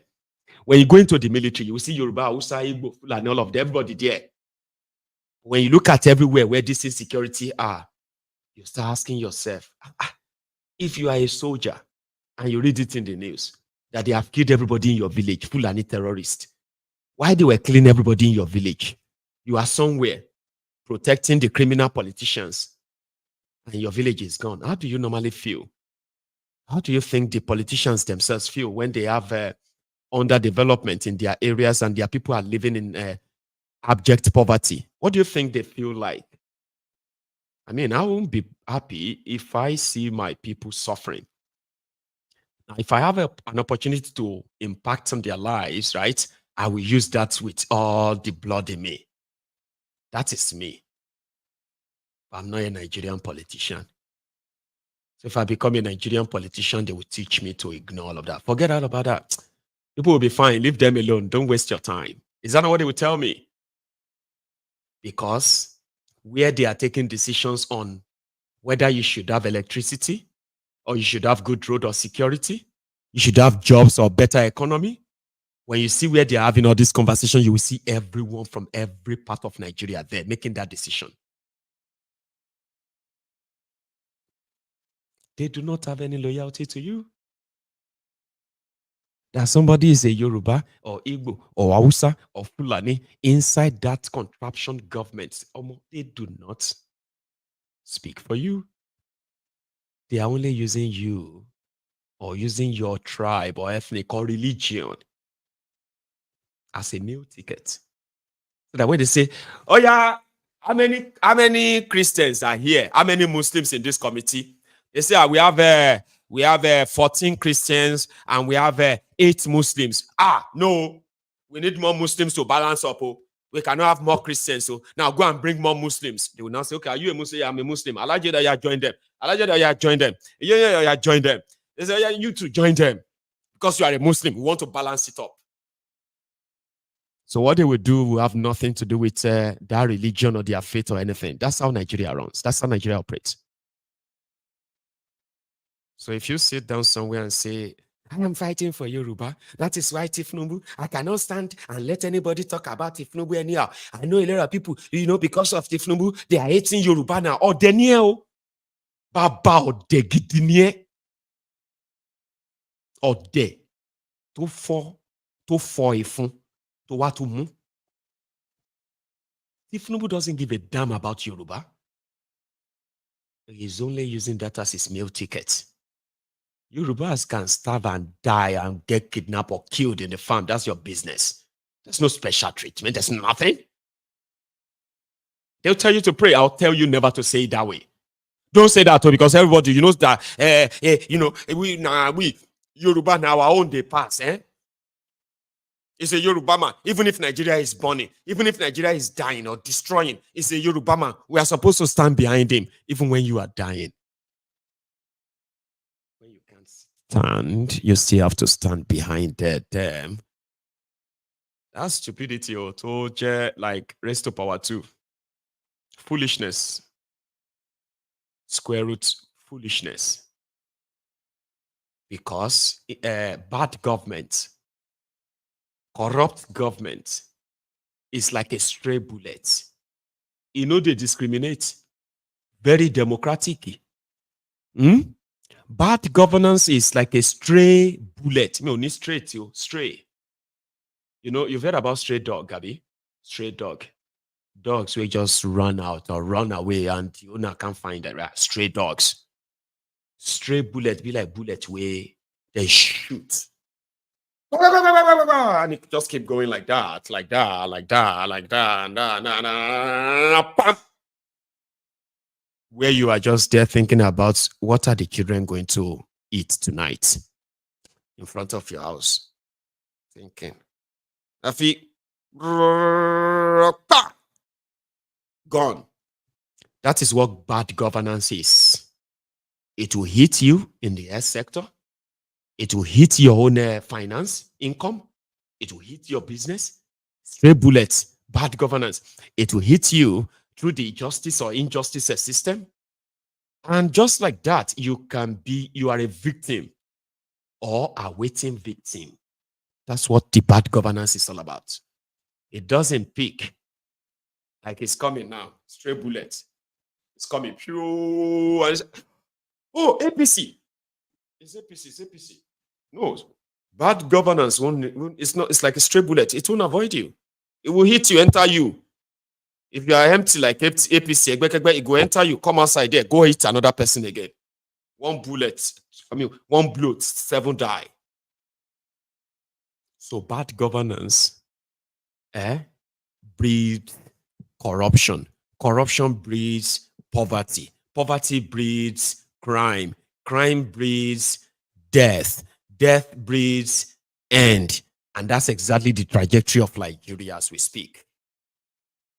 I'll quickly say this before we get to the part of taking calls tonight. And it has to do with the obedient. Have you been following what is going on in Edo State? I have something to say to you. But before I get to that, I'll show you something. And this was something that just got released now, okay? So it's another leaked memo. Another leaked memo of Omo Beta Edu, the humanitarian and then poverty disaster minister that was suspended for mismanaging over 7 billion naira. 7 billion naira. From all of this money, the last one that she wrote a memo to the Accountant General of the Federation that the Accountant General should please help her pay a vendor who is doing a consultancy job for Beta Edu. $586 million, naira, was what Beta Edu asked the Accountant General to pay a lady and into our private bank account. And this money was to be used in verifying the poverty register. Now, poverty register in Nigeria is the register where the poorest and the poorest Nigerians were listed or documented. So whenever they want to give them money, the audio money, they always revert to that register. Now, you see that register, which happened to be non-existent, it doesn't exist. How did I know that? It was Tifnumbu's government that said all of the money being shared by Shadia under Bukwari, they were audio money. That Shadia gave them a register called the Poor Register, Poor People's Register. It don't even make sense, right? How could you share 500 billion naira by hand?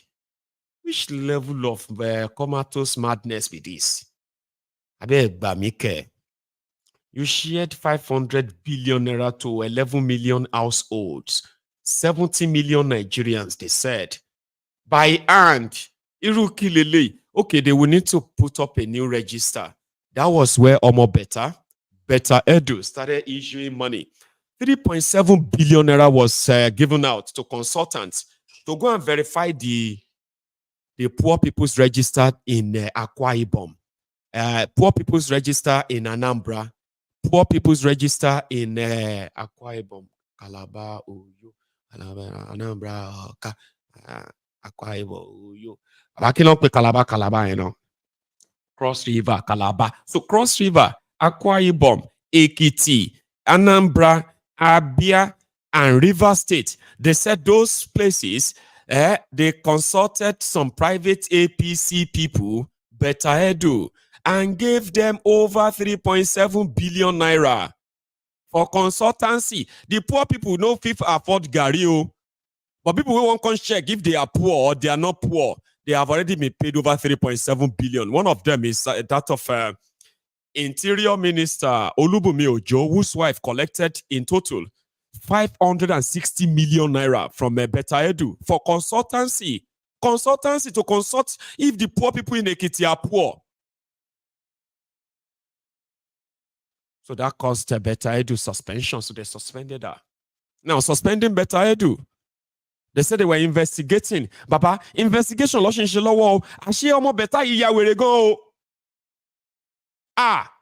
you see, there's something they do in the ministries in Nigeria, okay?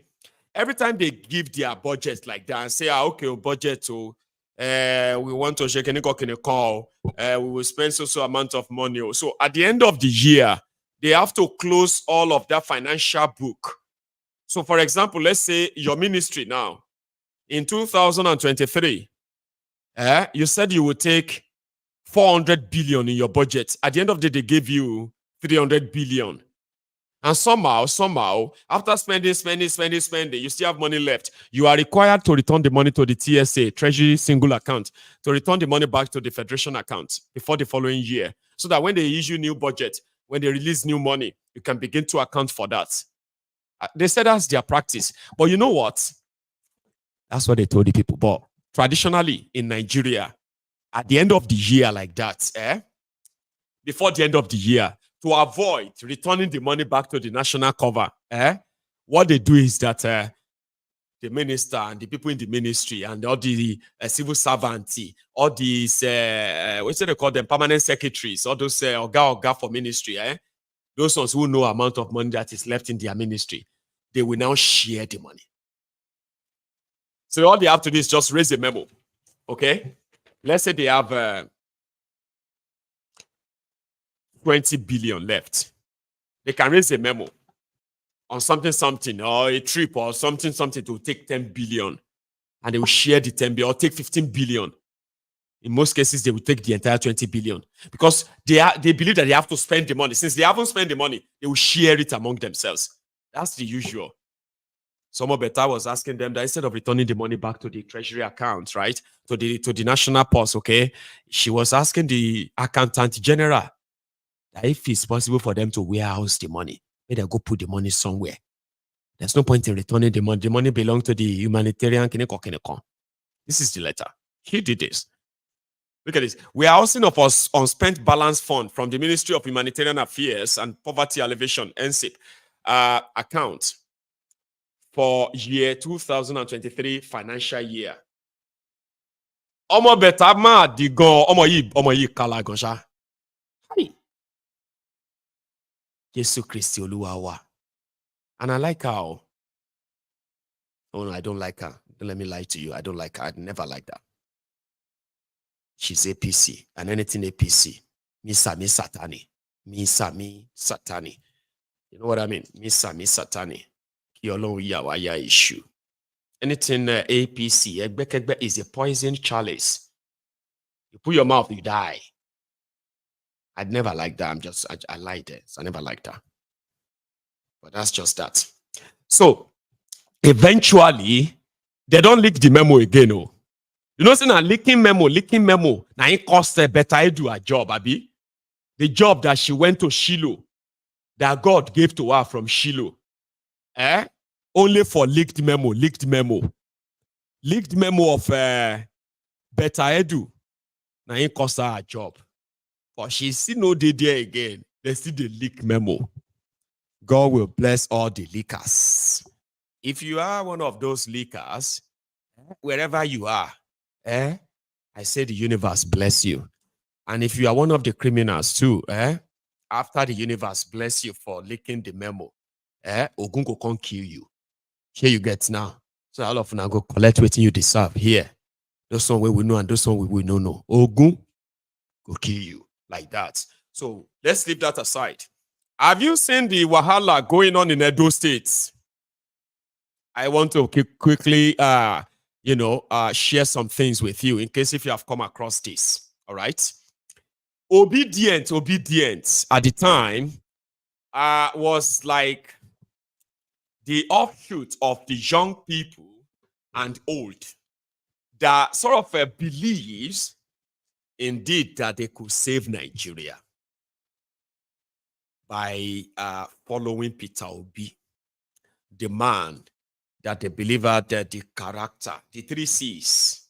He has the character, he has the what's that in other consistency, beginning meta, 3 C's, I don't remember. They use that all the time.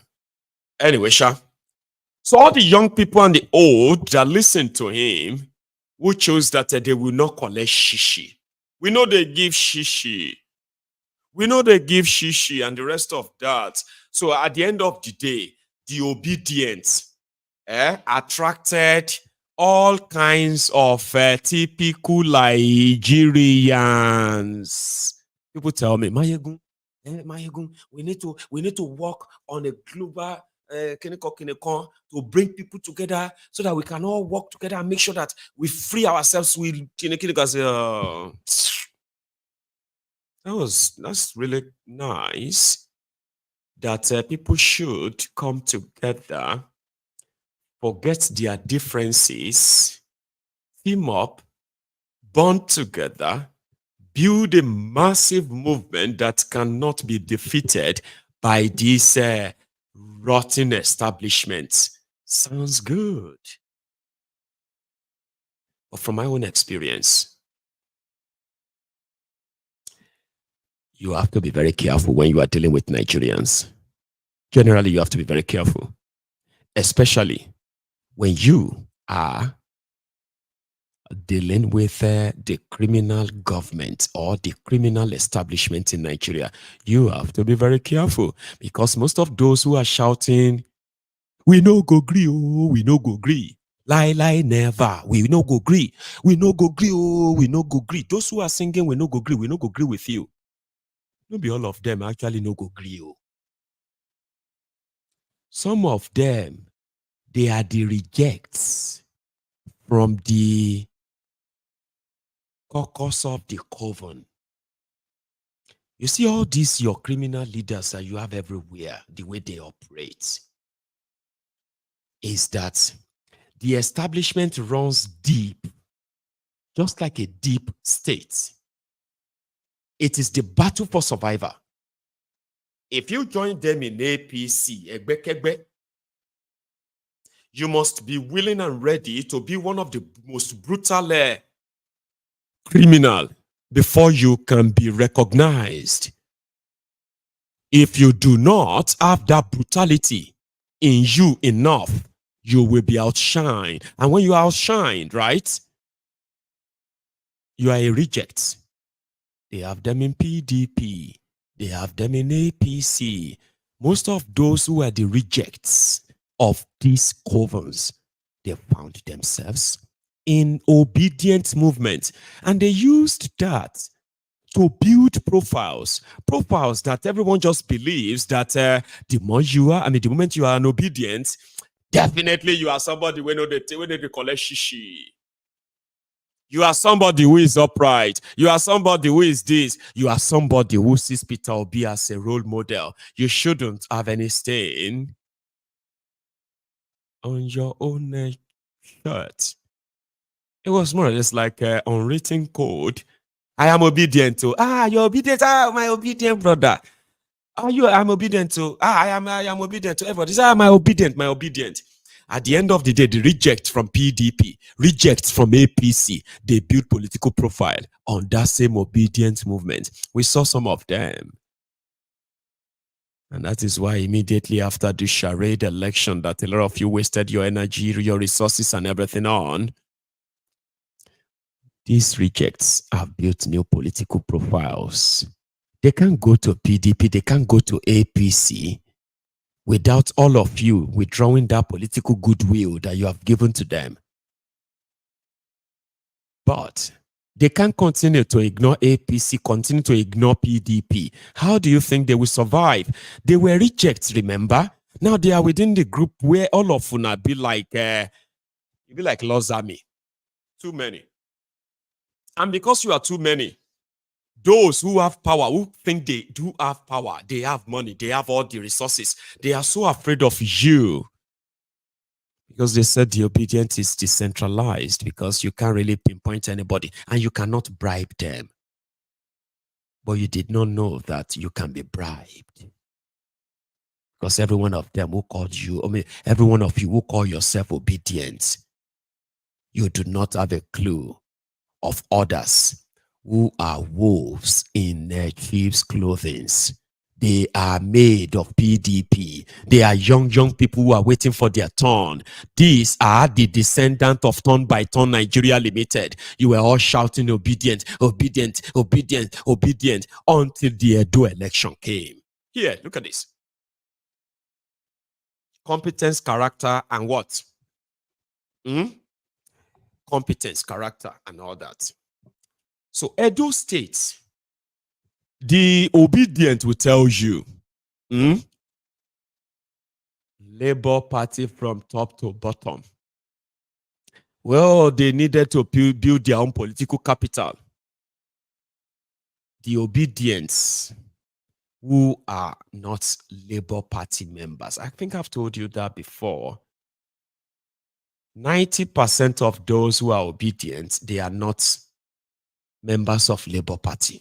And that is why the only thing that concerns them is Obi. The only thing you can touch that you can actually have them all out on you is when you touch Obi. But anyone else, they will not stand and defend what they don't know, right? But what happened when those who have built political capital out of your own movement decided to throw you under the bus because they are leopards who never really shed their spots? They are PDP. That will never change. They are the descendants of people destroying people. APC, Egbekegbe.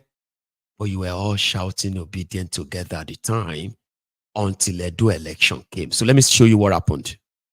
In Edo State, they said their election is coming up, I think around November, I believe. When is your election in Edo? The man on the left is Asue Ighodalo. Asue Ighodalo is Obaseki's anointed candidate.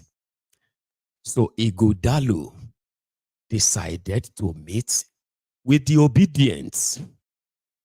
And when I say meet the obedient, we are talking about the obedient in Edo State. Some of these jobless miscreants who also built political capital through your movement, Some of them are from Edo State too. So people didn't know that when they were waiting for their candidate of a Labour Party to be announced, most of these boys, they have already abandoned the guy because the guy won't pay them well. Imagine somebody in in obedient movement asking their fellow Labour Party members or candidates that if you want me to speak to the obedient about you, you will need to be paying me 500,000 every month. While other obedients are waiting to receive the order on how they were going to rally around their man. These jobless cretins, opportunists, chancers, scroungers, pickpockets, lazy, jobless, unemployable miscreant, political jobbers, hiding under your movement. Because all of them think say will be the same thing. That's why I know they do online friend this, Maiyegun, we need to team what is the legend team together. Team together about Nigeria. That way you the mad, Abby. That one by me share, Abby. I have burnt my own fingers few times too. Thinking I have things in common with people who profess the same thing. Maiyegun is true. That's what we are going to do. Maiyegun, we have to. Majority of them are just using you to gain the attention of those who rejected them. PDP, APC. You have some of them still in your own ranks, shouting obedient, obedient, obedient. They are shouting that today because they have not been acknowledged or recognized by the same PDP and APC. Once they get that recognition, once they are no longer the rejects, they will come at you like you've never really been together before. So that's what's happening in Edo. So what did they do? Akpata is their candidate in Labour Party. The guy in the middle is their candidate in APC. The guy on the left is their candidate in PDP, which is Asue Igodalo, a banker that is the anointed candidate of Obaseki. Now, you see, Asue now approached the supposed obedient guys and told them he is also obedient, that he will continue from where Obaseki stops. And the supposed obedient in Edo, instead of them to just collect what they call their gig, I don't know, say, you saw this social media miscreants, right? Political jobbers, you call them. They call something gig in Nigeria. Gig. You see me now, Maiyegun, as I'm seated here now. If I want to talk about any one of them, they will have to give me gig. I have to give them price. So now, meanwhile, behind the scene, while the obedient were waiting for Labour Party to say, this is your candidate, there were already allegations of bribery of delegates. Edo Labour Party delegates were said to have been given $1,000 bribe each, so that they will vote for Akpata. $1,000. There is no evidence of that, by the way. And guess where people heard that from? They heard that from the supposed obedience. Some of the obedient leaders, or what they call themselves in Edo. One of the prominent key figure of obedience in Edo decided to start raising this mudslinging, and the rest of that. Why? Why the rest of obedient were shouting, we know they give shishi, we know they collect shishi. These guys, they were already in the ass of PDP. And according to them, yes, we supported Obi, but this is Edo. Edo politics is different. Edo politics is kineko. The same PDP that destroyed the same Edo state, first APC, then PDP. Obaseki, the failure, suddenly doesn't really matter anymore. And they said this guy was asking that if you want me to to host space for you. You know what they do on that Twitter, where everybody is just like talking out. Everybody is talking. Everybody will talk for hours over nothing. Right? I didn't know that they were actually paying them. You obedient. You say, obedient, we're having a space at 4 p.m. Obedient space. I cannot miss it. I cannot miss obedient meeting. No. Now, they are using you to cash out. They are collecting money from PDP. And this guy, when these guys were caught, they just went on to like like a madness mode. They started attacking everybody. They didn't say they didn't collect money from PDP. They said they are collecting money from PDP for equity, justice, and then progress. You know why I'm laughing, right? I'm laughing because a lot of you are still living in denial of what Nigeria is. You cannot save Nigeria. Obi cannot save Nigeria. Obi cannot save anybody there. Obi can only save Obi. I am serious. Because you see some of those young people who are kind of saying, majority of them are PDP, APC rejects. And the moment the opportunity presents itself, all it will take is just some money. Okay? And they will be gone. So because of PDP money, the people who are supposed, the supposed obedient benefactor decided to begin to, you too, you collected money. Oh, they have used your money. All the money you raised for Labour Party, they have used your money to buy houses in Abuja. They are using your money to buy cars. Ogbeni, you collected money from PDP and you decided to start attacking your own people. Abba, how much is that money? They said now $4,000. So they gave this guy $4,000. And Obaseki overnight became the best thing that ever happened. I swear Igalo of PDP became the best thing ever. The politics of Edo now became equity, justice, and blah, blah, blah nonsense. The guy didn't want to go down alone. He started sliding everywhere, slinging everywhere. And the only lesson we me I learned from that is say, I'm not saying you obedient. You don't trust yourself, because that's not mine to say.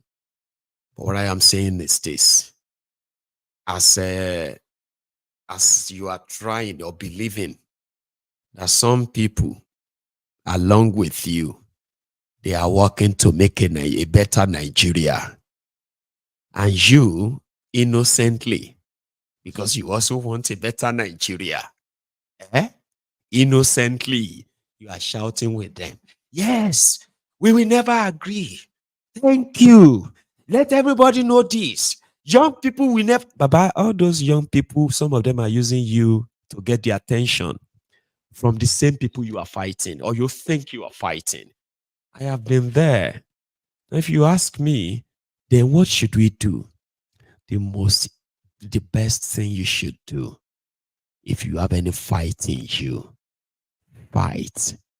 If you are Igbo, fight for the emergence of Biafra. If you are Yoruba, fight for the emergence of Yoruba nation. If you are from the middle belt part of this country, fight for your own Kwararafa Republic. If you are from the Arewa land, do not use your energy to save Nigeria. Nigeria cannot be saved. Everyone telling you they want to save Nigeria, most of them are chancers. They are using you. When they have their shot, they will dump you. I have been there. Do not involved in any agenda, any advocacy that says, let's save Nigeria. You will regret. They will use you. They will use you. But you don't have to believe me. Experience, they say, is the best teacher. You will learn. I hope it is not going to be in the hard way. People have no shame. A country that is the poverty capital of the world means over 70% of the population lives in abject, multi-dimensional poverty. Hiding it on social media won't change it. A lot of you have become so poor, so desperate, that anything that comes to bribery or shortchanging others, you will call it opportunity. Do not risk your life involving it with people that will sell you off for a morsel of demo.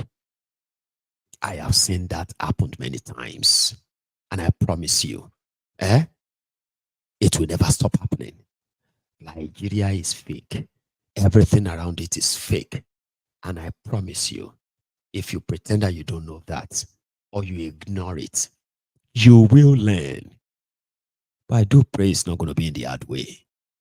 Right? So the obedience. Life is a teacher. The more you live, the more you learn. Thanks for coming to my TED Talk. Right? I was going to share this with you to show to you the Ezibida. And that is Bayo Onofunuga. Long throats. A beggarly man, useless old man, in his 60s, a infested animal. Bayo Onofunuga, over 60 years old man, a fake news merchant, ass leaker, crumb eater, crumb chaser. And all ricer to Tifnumbu, of course, rose yesterday to announce something that is purely fake. Then he came back and said, oh, no, they haven't decided yet. It's fake news. That is an act of mental problem. There are millions of you, Abobakus, Agbadorians, bad idiots, bad stars, Buhari Danes, Buhari Dideris, Buhari Denotus, Buhari Dijatus, the Buhari Shukus, the Ungoziaris, the Unekaharis, the obedient, the sophisticated demorons, the umboot slaves, your uncles and aunties abroad, the Abrodian bastard, the Abrodian Buhari idiot, the Mumumadus, the Bele lecturers, the Mumu lecturers, and the rest of them. Trust me, it is an act of mental problem. I promise you. Trying to what? Special advisor to press idiot on media or whatever. Here and published the fake news that the UAE and Nigeria had lifted the ban on your visa, only for the madman to come back again and say, oh, no. The news is not yet. Somebody with the run mad inside the single place. People who are supposed to be in an asylum, in psychiatric homes. They are those who are sitting together. They say, we are brainwashing, we are brainstorming on how to fix Nigeria. And then you have what? Look at what you have. Mad people everywhere. Trust me. Just like your power minister, the one that has no power. Now you see that peculiar mess in Papa.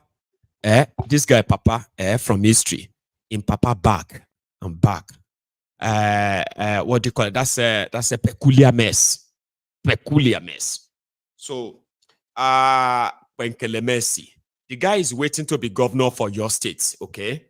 And Adelabu, who is now the minister of darkness in Nigeria, is now asking and blaming, so he's actually blaming the discos, the electricity distribution companies in Nigeria, which he blamed for the epileptic power supply in Nigeria, and is now threatening to revoke their licenses.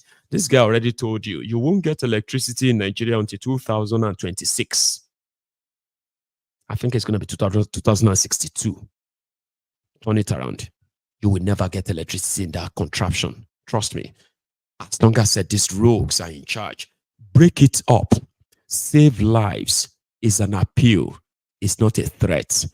For those who have the chance today, those of you who listen to me today, those of you who are going to see this video, the summary of all of this is that all of this that you have heard today will continue to happen. Even worse, if you don't break this shit all up, please break it off and save lives. Anyway, thank you very much. I kind of put myself in front of that camera and I don't know how I kind of look on your screen. Maybe I'm somebody who's just like, want to enter you as if to say, you know, they hear me well. The microphone is so loud, you should hear everything I say, even if I don't come that close. But all right, yes, serious, you're going to, so I have to come closer and say it to you. I am going to take calls, okay? But I'm going to go make myself another fresh cup of tea. That may take me about 2-3 minutes because I have to work the hall. When I get back, I will take calls. So to those of you who are still here with me, remember, you can like this video, even if you have to leave now, okay? Subscribe to my channel as well. I am a storyteller. I talk, but my stories always have a very meaningful ending all through.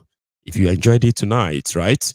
Pick up your phone and call in and be part of the chat later this evening. We have another hour to go. I will be back. Don't go anywhere.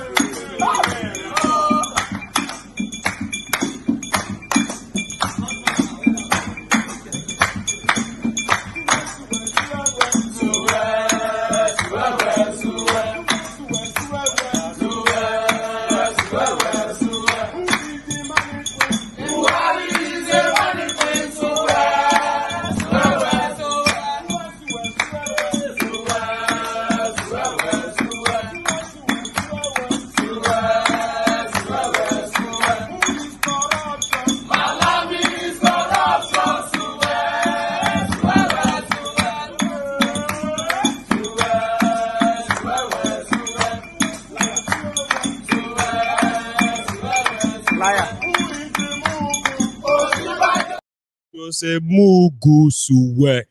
I have a caller. I'm sorry that it took me a while, okay? I had to walk the hall and come back and get my tea. Sorry, right?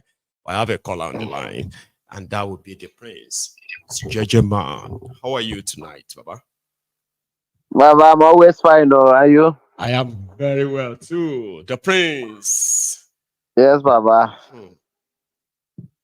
You get mad, Baba. Thank you. Thank you for the Tucano mic. Well, it's already delivered, Baba. Go on, They really the hammer. Thank you. Yes, Baba, this is Prince Jejama representing IBOB for life. Baba, where I want to start with, I don't know where I go start with, but I go start anyhow. See this, I know. You see this Jagabandit. You know, say when you start this program, you say you cannot shame the shameless. No, you can't. You see what is going on. You know, we are people in Nigeria. We are crying about Buhari, their nepotism. You know, this one, you can see that even the family is like, I don't know if it's family business. You will see here lodger, here you will hear Baba lodger here, here Pekin, 1 and 2. And now, you know, the first son, the and second son, you see, the second the son. first daughter of the Federal Republic. Now, so you hear Maiyegun, Maiyegun, Nigeria don't enter am. Honestly, Nigeria don't enter am. Only God know how the way when Nigeria go take come out of this one. This I go die government. Only God know the way when they will take come out. You know, say wetin dey happen. Me say that's in Pekin. This in Pekin's where you see where they are line up with in daughters. Now to sample them so that they go get what they call themselves see more and more to add to their CV. Where you know say before they know nowhere where nobody know them, nowhere where they start. So they want to line them up so that when they will put one go succeed them as president, the other one go succeed them as governor for Lagos State. So they go begin when they begin to count their portfolio. They will say, the one time they were in UAE, you know, they were among the protocols that shook hand with the Saudi king. You know, all this will be part of their TV. You understand what I'm saying? You know, Nigeria is dying. Nigeria is dying every day. Any day you see these people, the more day, the more hour, the more second they are there, destruction is going on. You know, you see, Baba, wetin go happen be say Nigeria will go down. It will go down. They are just patching up. You know, the other day they were threatening NLC. They were threatening civil. What are they called? Everybody, anything threatenable. They were threatening everybody. But now fear factor just to cover up. You understand? Make everybody ready to guide their border, because you see what is going on now. Fulani, they are silent.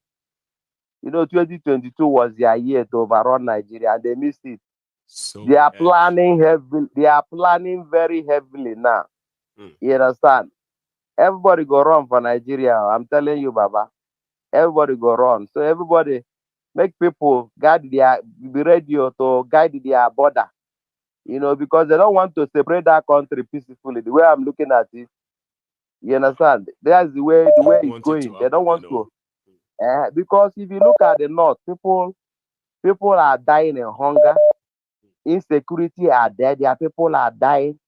You know, but they don't care. What they want to do is, see, they created artificial insecurity in the east, in the west, you know, so that the whole Nigeria will be used, where everybody will be used to that terrorism up north. You understand? I'm with you. So that when they now bring up that violence that they want to bring to take over Nigeria, it will look normal. You know, you will be used to it as it has been happening. You know, anywhere you are, if you are alive the following day, the people that die, everybody will just move on. You get what I mean? I do. So that is the thing. So let me put that a lot. Nigeria no there normal. I know. Yes, Baba. Consider your good work. Go on. Consider your good work, Baba. Consider your good work. Thank you. Finally, made a living now the kind of for us. So that's a reminder. Now the counting days. It's just 13 days now. 13 days to that go. the charger now put Baba. Now they don't international and local court don't give them. Yes, it has to be. But if they have to start with bail first, they will take that. Anything that's just going to let him out of that place, we'll take that first, and then we'll move on from there. Prince Jejema. Baba, you know they live Omoyole for good 5 years. They use bail whole Omoyole. We don't want bail. It's the charger now put now we want. Well, that's we don't want their bail. Even better, right? Well, I mean, we know what they are doing. For me, I am just pretty much like an innocent man should have been locked up that long or in that place, right? So, No, you see, if they want to hold it now, they can. Now then go tire, Baba. The more they hold land, the more Nigeria they go down. You understand? If they want they can do Fulani, want they can do Kulishi, and waiting they call them Tunumbu, want they can do Chopper Wedu. We there with them. You understand? Now they don't tell them. If they kill them, the more the Biafra will come faster. So it's Biafra or death. We are not afraid of anything. We don't ready for anything, any outcome, anyhow. Well done, Baba. God bless you. God bless you. All the best, okay? I'll take this one. Hello there. Yeah, Maiyegun General. Yes, sir. How are you? Good evening from here. Good evening. My name is this is the second time call. I think I called your show many years. I think it was months, couple of, I can't remember, but it's been a while. I'm trying to kind of pick the voice myself, but you know. Yeah, I'm calling here from Kansas City. I can see that. How are you today? Yeah, I'm doing okay. First of all, I want to get a shout out for you for good work you are doing. Pretty much, they say when another king is missing, there will be another king, the replacement. Since the zoo called Nigeria kept holding Mazen Nandekano, and the whole court, no matter what they do, they must surely release that man. It doesn't matter the way they take it to. Left or right, they might hate him, they might like him, some people might want to kill him. I mean, the same thing, like the religion said, the same thing they do to Jesus Christ. You know, not everybody love him. I know they're applying the same thing to you. Some people like you, some people hate you, but you got to speak the truth. It's only the truth. It's only the truth that can set us free. You know, since the country existing, from those people calling themselves Nigeria, they love Nigeria. Nigeria is their country, and this and that. If you look at them, they are just like they're waiting for their turn. Like it's a turn by turn. Yes, so since that country, since that country is created, if I am in Nigeria, because I'm surely guarantee you that I'm not in Nigeria. The reason why I say that, if anybody want to argue why you say you're not in Nigeria, because Nigeria have not done anything for me. No. Nigeria have not given me a single life, a single opportunity. I'm not speaking of life. Is a long process. If Nigeria are this way, you won't be where you are today. You will be one of those we are praying for. That being power. That's what Nigeria wanted for all of us. Be poor, be under that place, never say anything, never to be seen, exist, but you must not be seen. Nigeria didn't have his way on us, so nobody should come around and gaslight us and say, "But you are Nigerian, you're the mad, who be Nigerian." Exactly, because Nigeria, and you see what's going on in that country called Zoo. Yes. When you look at the people out there, they are just like a cancer in their brain. The reason why I'm saying that, because there is calling Nigeria Zoo is just understatement. Because animals can feel when they are getting hot or when they're ready to do something to them, they will know. That is right. But when you're looking at the human beings that live there, they don't know when they was killing them slowly, and they don't know when they're raising a war against them slowly. And those people call themselves a leader. Can those people identify which state, which local government, who do they know, where they're from, what date of when the day was born? Because Nigeria, they can't identify who is in Nigeria. Who is in Nigeria? That's some big nobody knows. Nobody has actually described. Everybody has their own definition. They don't know who is in Nigeria. In Nigeria. There's no one single definition. That's why you will know that Nigeria is fake. And any country in the whole planet that favoring terrorists, people from another country came over in your land, terrorizing your own people. and you call yourself a Nigeria as a government by people. You call yourself a democratic country, and you have a people, terrorists, and invited by the government to disarm, to kill, to ravish the whole area of your community, to rape, to your kill, state, to destroy. Only and to, you to say say, they are pardoning them. Eh? and the government is not doing anything. There is no government. The anarchy is just understatement. And we have Nigeria is on the war. Yes. And the hunger is just another thing for child play. You know, my statement I'm trying to make, Nigeria, it needs to be divided. Nigeria needs to be finished. Nigeria needs to be destroyed.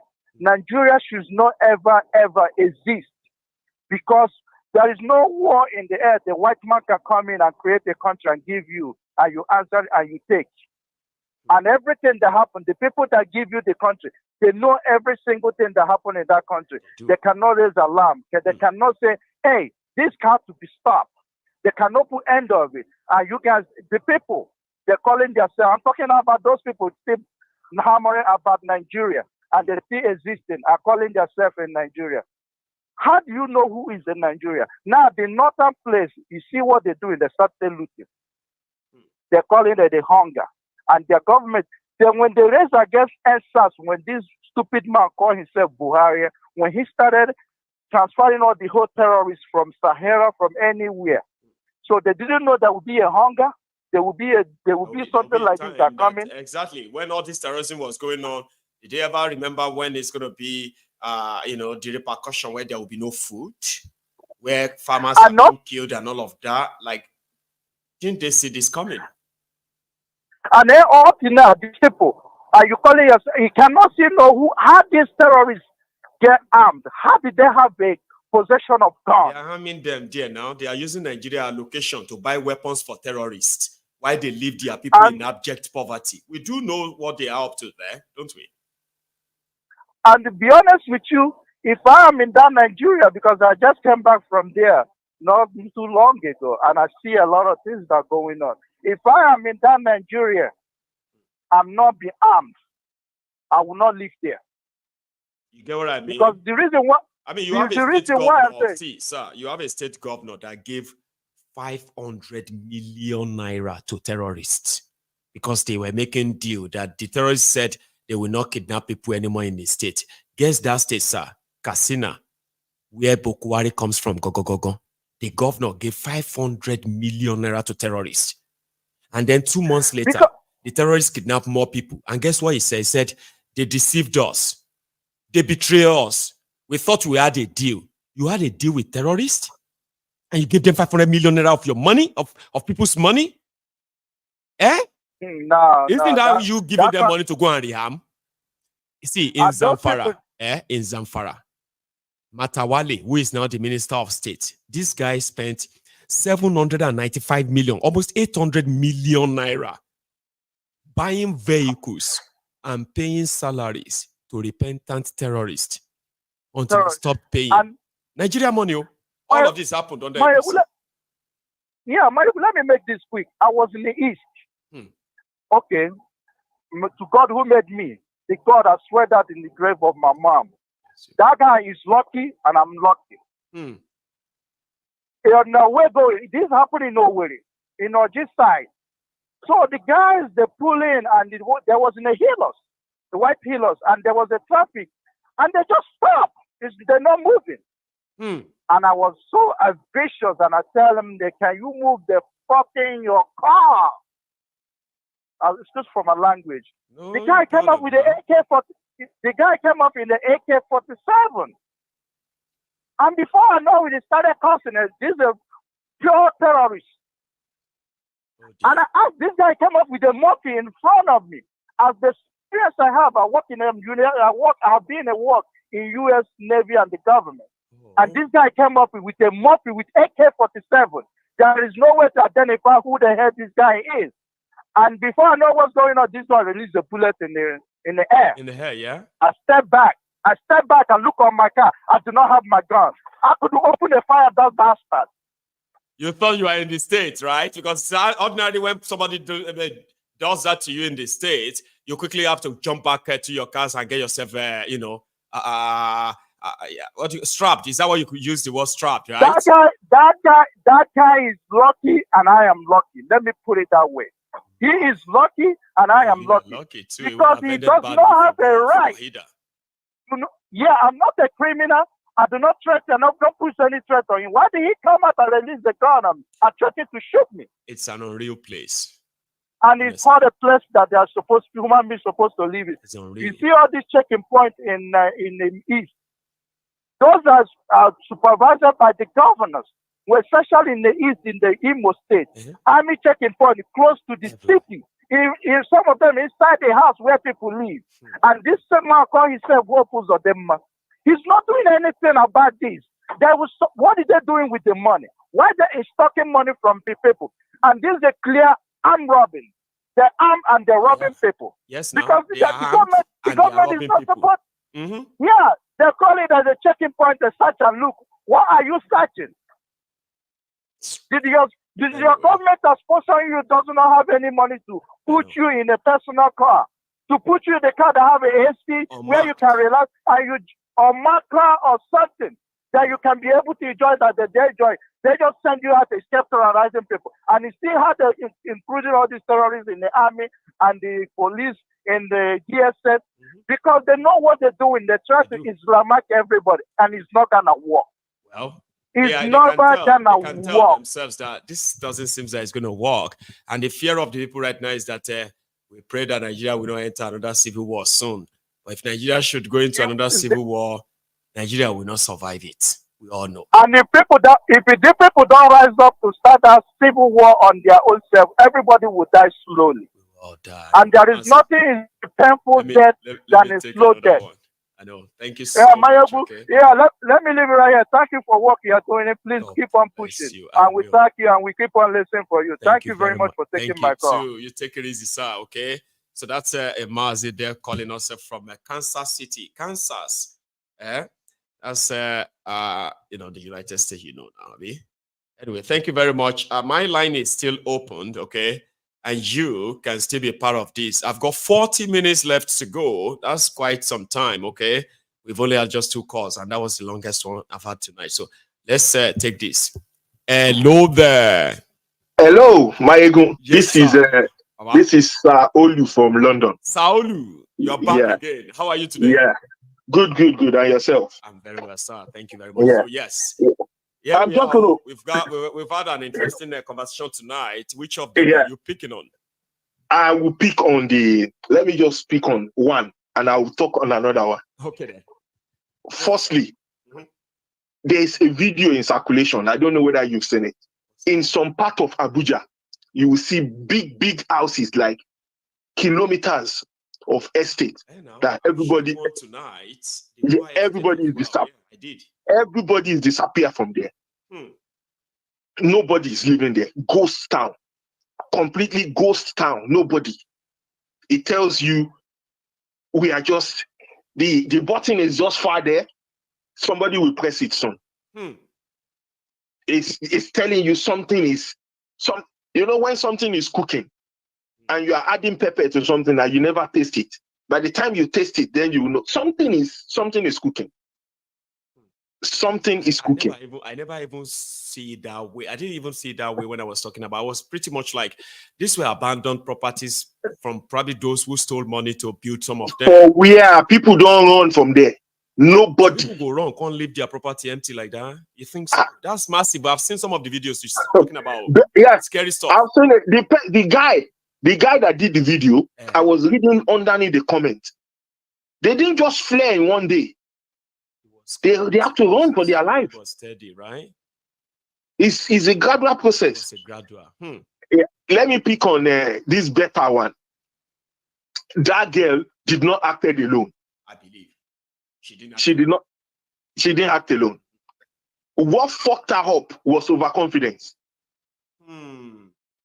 She was overconfident that those people that are in that villa, they are working together. But he now stepped on that woman. Out, over 3 billion naira. Yes. And when the other woman saw that she cleared some money, and the other woman too diverted the money. So by the time she wanted to check the rest of the money, she noticed that the woman is cleared the money, and that was the Hausa woman. Yes. So by the time they sacked the woman too, the woman brought out the memo and said that, look, this is what is going on.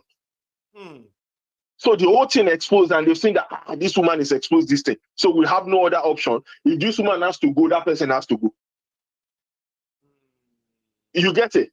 I'm with you. And remembering that if all of us are honest, right, that ministry was actually started by Bukwari for his girlfriend Shadia. It wasn't part of any plan at all. No. So which means they will dominate these northerners. Northern actually dominates that ministry. Yes. So Better is coming in as a fresher to come and it's making sense now. So you get it. Continue. There was a video, you see that Better. There was a video that they went for a meeting, I think somewhere in Kogi or something, and he wanted to give those people, like secretary and those people that was around her, money for food. He wasn't giving them. She was giving them dollars. And they recorded the video and they recorded the video. I remember. And you can hear some outside the background. That tells you that. Yorubas, I saw them too. Yeah. So that tells you that Togiri Obalanu, Alangba Uliwonu. She was naive, she was young, naive, and she was just enjoying life. Yeah. See her now. See, Baba. Better wrote the minister of what have you. She was wrote the accountant general, and she was telling her that that they should work together and we are house 66 billion. Yeah. Like, those people stop. To the cover. We are some. When she writes all those things, is it not those people that types it? He has to go under those people. They saw those things. She didn't type them. You are right. People did them. They saw she approved and signed only for them to end up in public. Okay? Yeah, I'm gonna leave now. But I was having a fight with one particular guy. I was looking for his name before I called. His name is Dr. Dak or something. Right. This guy is in UK. But I keep having every fight when he starts talking about people leaking government memo. What's it called? Steve something synergize something. He will just be quoting some law. I just keep replying back to him, bastard, straight away. I know. I just keep. This I'm telling you, it tells you that I know if Nigeria divide, we still have a lot of work to do, but. Like what I said what I said yesterday, we need full reorientation of our people. But for now, let everybody go their own way. We'll start from that one first. I agree. Baba, the rot is deeper. And I told people, I said, exposing Better Edu is not because those who exposed her really care about me and you. No. They did it on a vendetta basis. Dog eat dog. Yeah. You know what make I chop, go chop. You said no go. Sure you get. So none of this is done. So if they are fighting themselves, exposing themselves, you and I, for some reason, we should see it as an opportunity to understand what is going on in there. And again, just a quick one. Yes, sir. You see that Edo State, each of those parties have two candidates. So make you deal. We don't even know which one now. For PDP, the deputy governor, they're about to remove him now. He's a candidate he believes, right? In APC, there's another candidate apart from the one you see the poster. In Labour Party, no. There's another candidate that they believe that. Baba. Yeah. Baba, let me allow other people. You should have a good evening, okay? Okay, you too. Good one, sir. That is Saolu. Now, their politics is so dirty that the young people that you think might be different, a lot of them have learned a lot. They are just, some of them are actually like closet Hitlers, who are also biding their time, waiting for their own turn before they will strike. Here is another caller here. Hello there. Hello, Maiyegun. Yes, sir. How are you? This is Austin. Austin? Yes, sir. Yes, sir. Hey, I got that. I've been waiting for this moment, Austin. I said, If Austin calls me 3 days in a row, I am going to recognize his number and I'm going to recognize his face. And this is my first time of trying it, and I was right. How are you tonight, Austin? I'm very well. I've been listening to you as usual, and let me commend you for your "I have a dream" speech. It's quite moving. Until I was like going to lose the track. I said, no, that's enough. Now, you dreamed enough. Maiyegun. Yeah, I got to. You got to a point. I thought you went into a little bit of higher dimension. You know, a little bit higher than the normal. I really. Because I do have a dream. I really enjoyed. I really enjoyed. Thank you. I really enjoyed the rendition, your passion, and the way you put things, the way it came across, and when you started and when you finished. You see, the point is this: I could see a lot, and people say things. They come up and say a lot of things, and if you notice, everything has to do with basically the same thing, which is the Nigerian character. You know, the Nigerian character and what Nigerians are doing to themselves. You see the way Nigeria is. When Obi spoke about Zamfara state alone can, is it Zamfara state, you know, can, or Bauchi can, He was talking about Niger, all these exactly. Niger can feed Nigeria, and it is not. These are not fables. These are not fables. These are truth. You know, exactly. These are the true things that people don't see. The reason most people followed Obi. The reason I believe I never knew Obi when he was governor. I saw him make a few speeches long after. You know, I started asking. I asked one of my cousins, "Who is this guy?" Then he told me, I said, "This guy seemed to know what Nigeria needs."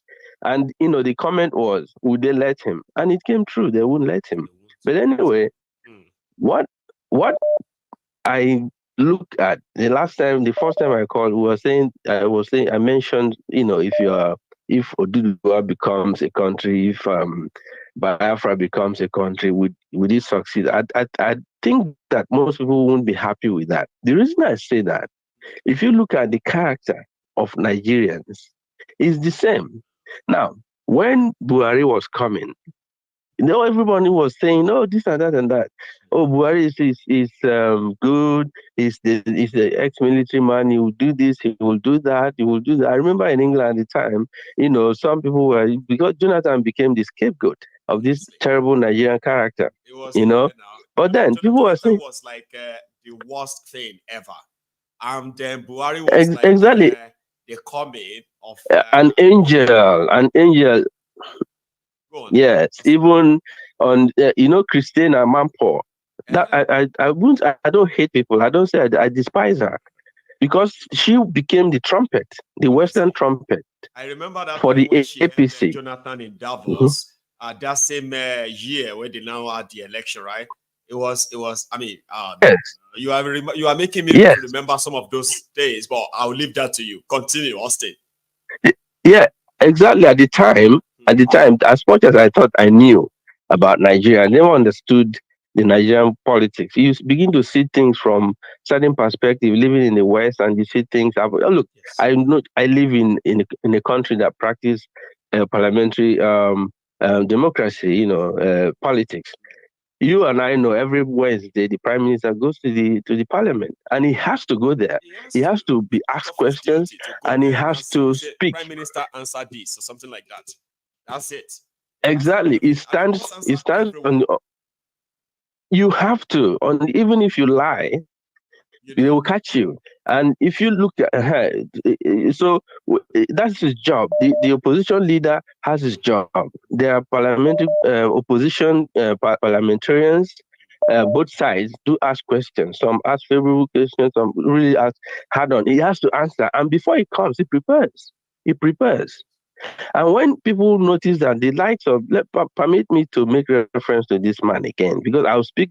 One of the things I wanted to talk about is the role of politicians, civil servants, journalists, and the hangers on, those who follow them. in the destruction of Nigeria, they all have a role. And I think that if you remove the politicians, because they have election cycle, although some of them force themselves to keep coming back, at the bottom, the foundation of this corrupt, rotten system is the civil service. I know.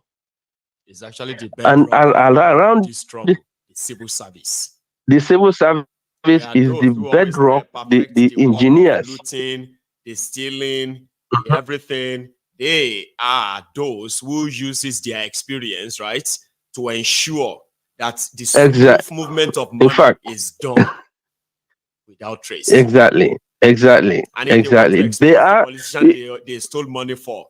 Now them go release documents and traces to those who should have them so that they can go after them. They are the rock bottom. Or go on, Baba.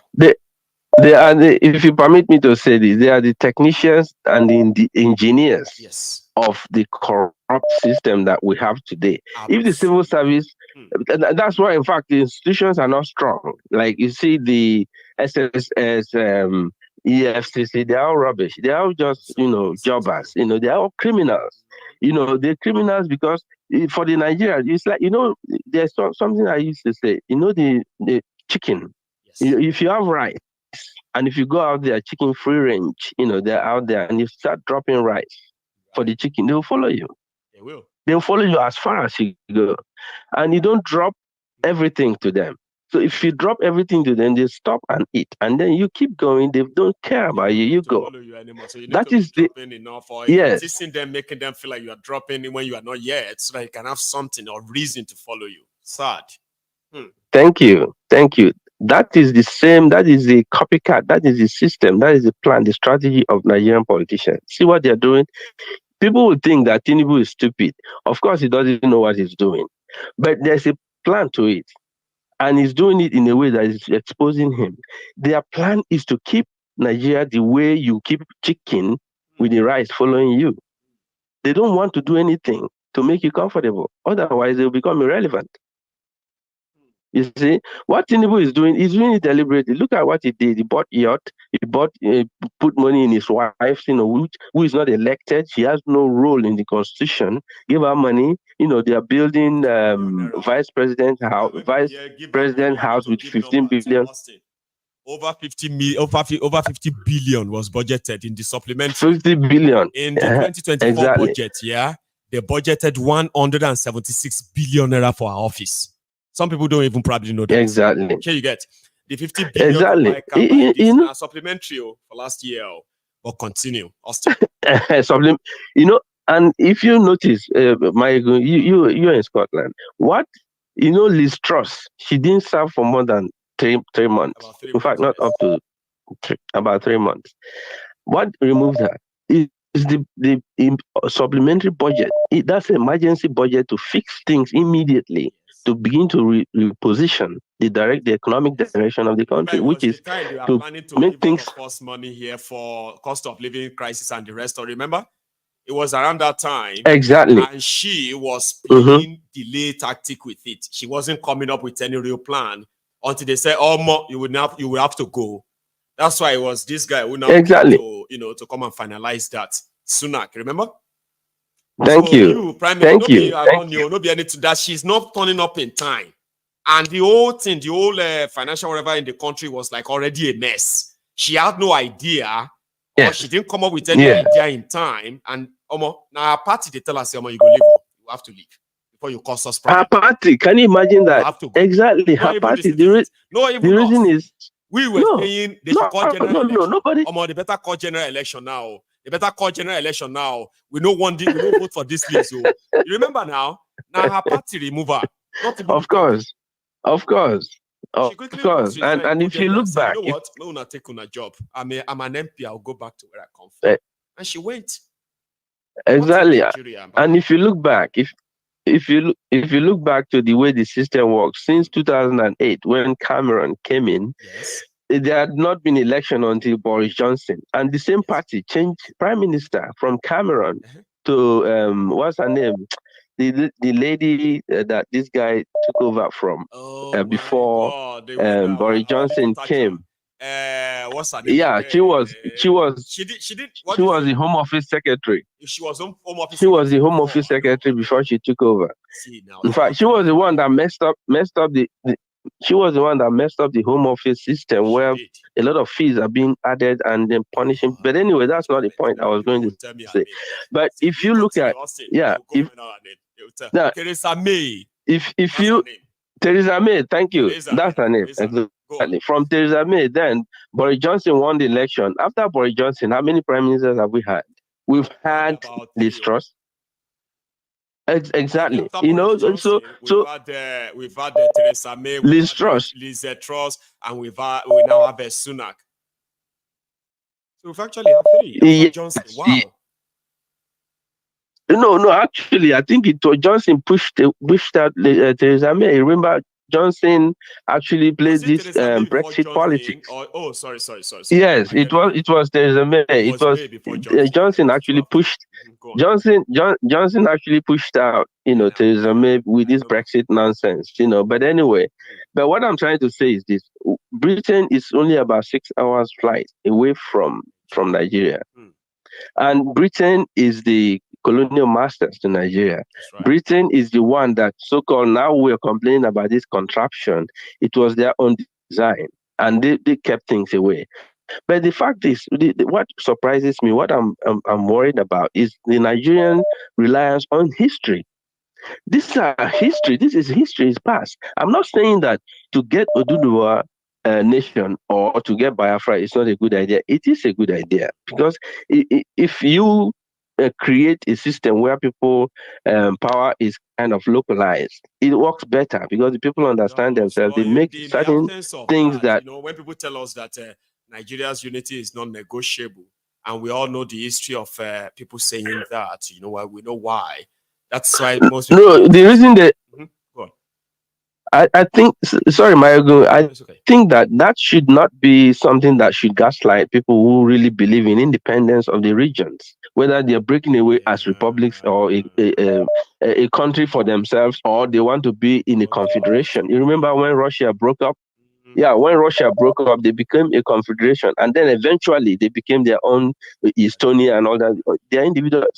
Things do happen gradually, but why Nigeria is like this is not just the Fulanis. Let's look back, look inside. Let me give you one example. There was a story that a man in his house lost his key because it was dark, there was no light. He lost his key in the house, and he saw across the street, there's a street light.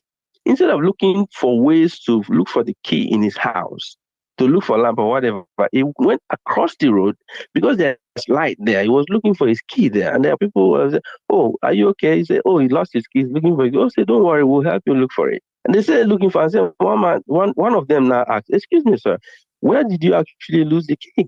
And he said, "Oh, I dropped it in the house." And the guy was like, "Excuse me?" And we are looking for your key outside when you dropped your key in the house. I think it's the same scenario. The problem is with us, but we're looking outside. We are looking really outside. Uzodima, Wike, Amechi, Odili, these are not Fulanis.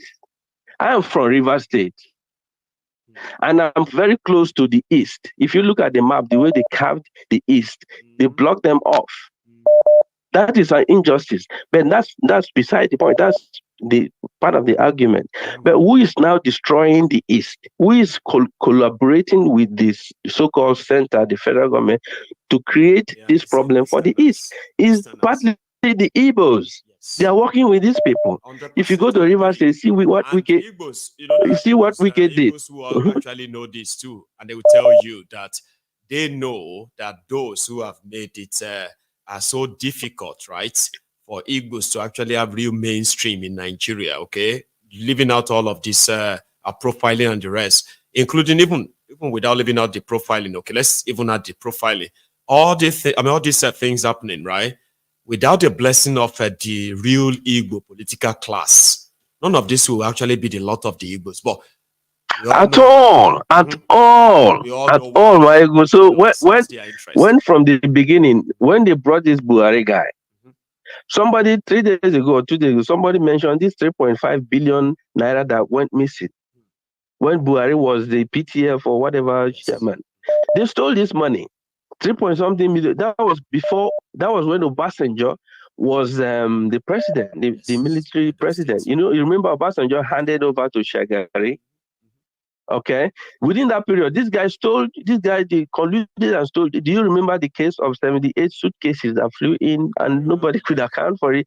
Look, yeah, we've had all these problems. We've had all these problems. So the reason when Aman Paul was promoting Buhari and the APC, and people are afraid, the Christian Association of Nigeria was afraid that, or people are saying that they're going to Islamize Nigeria. I didn't believe that. I'm just laugh it off. I'm like, come on, we have our senators, we have our reps, we have our governors. How can this people go? But it's happening in my very open eyes. I know. Yes, and I'm like, oh, this is why these Northerners think that they are something. I did my youth service in Kano, and I had good time there. A lot of people. I did my youth service in Ghana. I had it when they were going through these unity schools, when they were serving. That's why a lot of people are so shocked with the level of bigotry in the country today. I never knew. I never knew. I noticed any of that.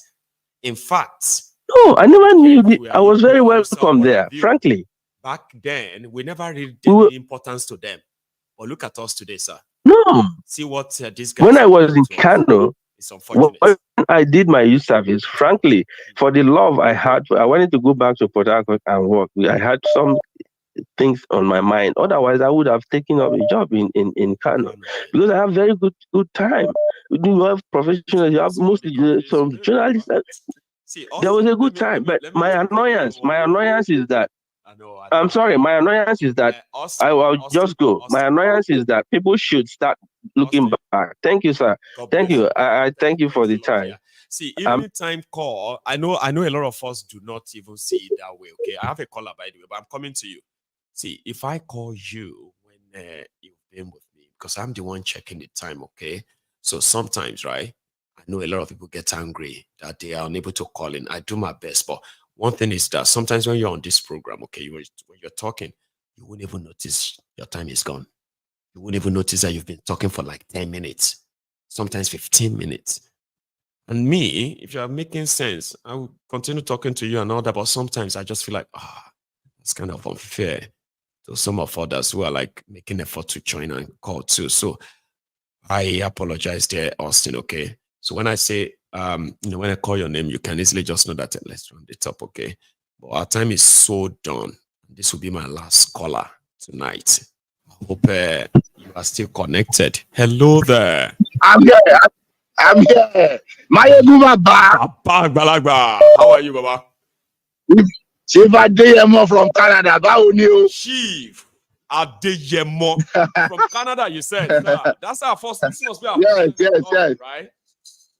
So no, I've called a few times. I listen every day. How come? Yes. So like, I'm speaking to you for the first time. Chief, how are you today? Oh no. I'm very well, thank you. Thank you for a very good job that you are doing. Thank you. Now I want to speak quickly. I know your time is fast spent. I want to speak quickly. But if you feel like you're generous enough for another person, then you can make it quick. But anyway, sir, you've got the floor. Go for it. All right. So one important thing I want to say tonight regarding the Fulanis in Nigeria. If we go back to history, you will notice from our nation, from the birth of Nigeria, we have vibrant South. And when I say South, I'm referring to the East and the West this time. They had vibrant and prosperous nation. Also in the North at that point in time, but the South have an edge. They came in, they ruined that economy by bringing this unitary kind of government. That is what we're struggling with today. Yes. When Obasanjo came, another Southerner, he was able to recover all the lost money, all the loans were forgiven. They came, they ruined it again. Baba. These people are not into nation building. They're into destruction. Simple. They don't want the Dubai of this world to happen in Nigeria. They love the Mecca. They go to Umrah 10 times a year, but they don't want it to happen in our land. They just come to destroy. Now, that is for that. Now, I go to the issue of the children of Tifnumbu practically leading the entourage. And then they themselves, sort of abusing diplomatic etiquette. Is that not what is ethics? Okay. Exactly. You see, I heard some people few months back, if you remember last year, Tinubu walked out his son from the Federal Executive. I remember, and it was breaking news. And people were commending him. I said, this is not, you see, if you see what is happening with the Yalojas of this world, the exuberance of Sheyi and Co, and even the wife of our president is donating billions and nothing that doesn't exist constitutionally. This is the government of nonchalant people. How can we subject our nation to a disgrace at the world level by having the children of the president line up ahead of prominent ministers? And nobody has spoken in that. We are watching the whole desecration of the entire institutions, and we are seeing the end of them. And a lot of people are probably keeping quiet. Others are speaking to defend them. We will watch the burning of this kingdom. It's happening already. They will do it themselves. They will ruin themselves. See, there is no nation in Nigeria. We were forced together. And we cannot continue to progress this way. Better Edu's case. See, Better Edu is a product of the system. In the modern day, anywhere in the world, where would you see somebody that is under investigation and still have access to all the necessary things of power? She does. Where is she working from? Where is she working from?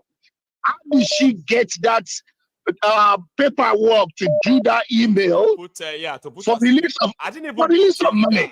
You are so right. She was suspended as far back as when, sir? I think it was around so where is she? Since December. Since December, she's been suspended. So where is she working from? A letter in the paper of federal government of Nigeria requesting interparastatal release of money.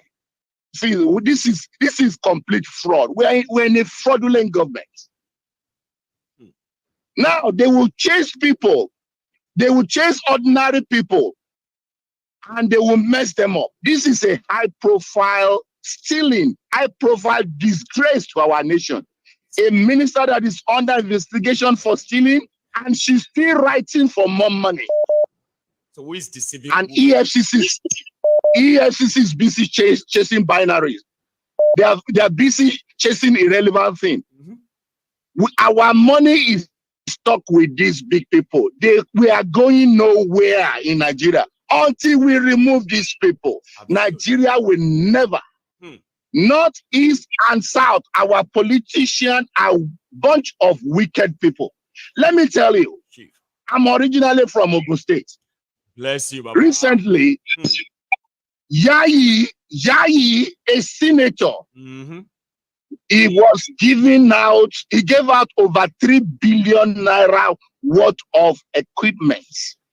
What of them? They call it empowerment. Empowerment. They have a name for it. They call it empowerment. Yeah, empowerment. Empowerment. It's called empowerment. 3 billion. Yes, now. Yayi is 54-year-old. He got into government in 2003 as House of Rep member in Lagos State. Where is his work? What is his day job to generate 3 billion naira? Where did he make that money? To generate 3 billion naira to give out in one shot. This is wickedness. Our nation can never move forward with these charlatans until we start all over again. We prosper. when we were alone as a section of Nigeria under parliamentary system. Right. That was the last prosperity that our nation enjoyed. 60 years. Look at them today. 60 years ago, Bajabi Amila donated billions of items to Lagos State. Things that the Lagos State could not do. Individual did it. And nobody's asking questions. Where is Bajamila Law Firm?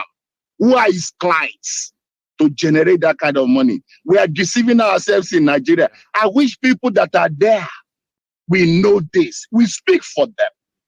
We speak for them. Many of us left because we cannot be rogues. We cannot join them. That is why we left. Like you rightly said, they are happy we left. Yeah. They are very happy we left. And they do not want but they are enjoying the remittances. Yes. They don't want us back. We are the problem to them. We are disturbing them. And we will continue to we are going to continue to disturb them. We will continue to be their problem. We will be back. Go on, sir. We will be back. We will be back. Yes. Thank you very much. Thank you very much, Maiyegun. Keep it loud. Thank you very much. We will not tonight, okay? cut down. Yes, sir. Have a nice evening. Too, okay? Take care. Yes, sir.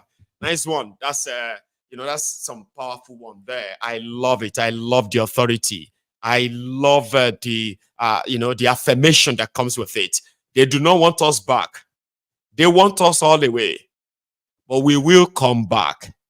Coming back means we will be their own albatross, nemesis, nightmare. Name it. So, everyone, thank you so much for spending your evening with me again tonight. We've had a good chat, I believe, okay? I am going to see you some other time. And to everybody we see here, okay, before you leave, remember, you need to like that video, okay? Like it, share it, and subscribe onto my channel, okay? And I will see you tomorrow afternoon. So, good night.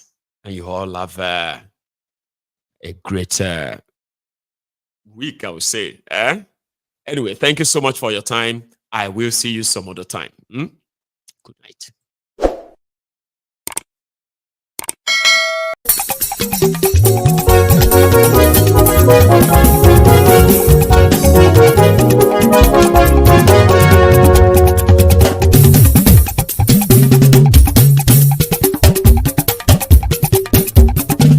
Maiyegun làwa mọ̀ làmọ̀ tó dòdòdò.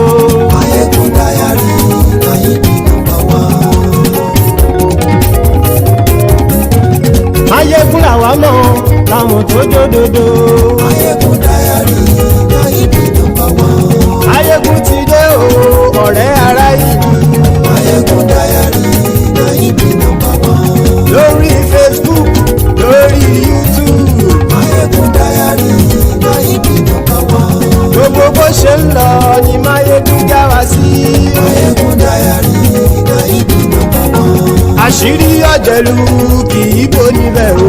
Maiyegun Diary, Maiyegun number 1. Bó bá ṣe eré àní Maiyegun máa wí.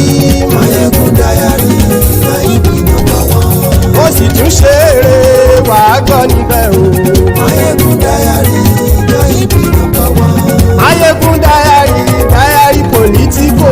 Maiyegun Diary, Maiyegun number 1. Godfatherism kò sí lọ́rọ̀ Maiyegun. Maiyegun Diary, Maiyegun number 1. Ẹ farabalẹ̀ sẹ́ o kẹgọ́rọ̀ lẹ́nu.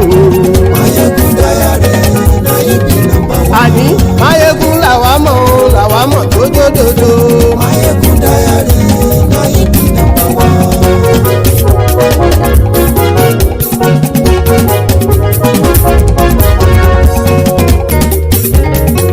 Àní ẹ̀sùnra kì í. Maiyegun ti dé. Maiyegun ti dé. Ọ̀jẹ̀lú ẹ̀sùnra kì í. Maiyegun ti dé. Àní ẹ̀sùnra kì í. Maiyegun ti dé. Lórí Facebook. Maiyegun ti dé. Àní ẹ̀sùnra kì í. Maiyegun ti dé. Lórí YouTube. Maiyegun ti dé. Àní ẹ̀sùnra kì í. Maiyegun ti dé. Bọ́ bàbá gbé wúrẹ́. Maiyegun máa wí. Àní ẹ̀sùnra kì í. Maiyegun ti dé. Ijó ìgbádìyẹ. Maiyegun máa wí. Àní ẹ̀sùnra kì í. Maiyegun ti dé. Pẹ̀sìdó bá rúfin o. àní ẹ̀sùnra jù. Maiyegun ti dé. Kí gómìnà kówó jẹ. Maiyegun máa wí. Àní ẹ̀sùnra jù. Maiyegun ti dé. Ọlọ́pàá tí ń darí bá. Maiyegun máa wí. Àní ẹ̀sùnra jù.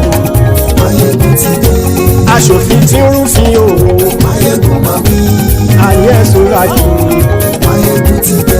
Òkúra olóṣèlú. Maiyegun máa wí. Àní ẹ̀sùnra jù. Maiyegun ti dé. Ọ̀jẹ̀lú ẹ̀sùnra kì. Maiyegun ti dé. Àní ẹ̀sùnra kì. Maiyegun ti dé.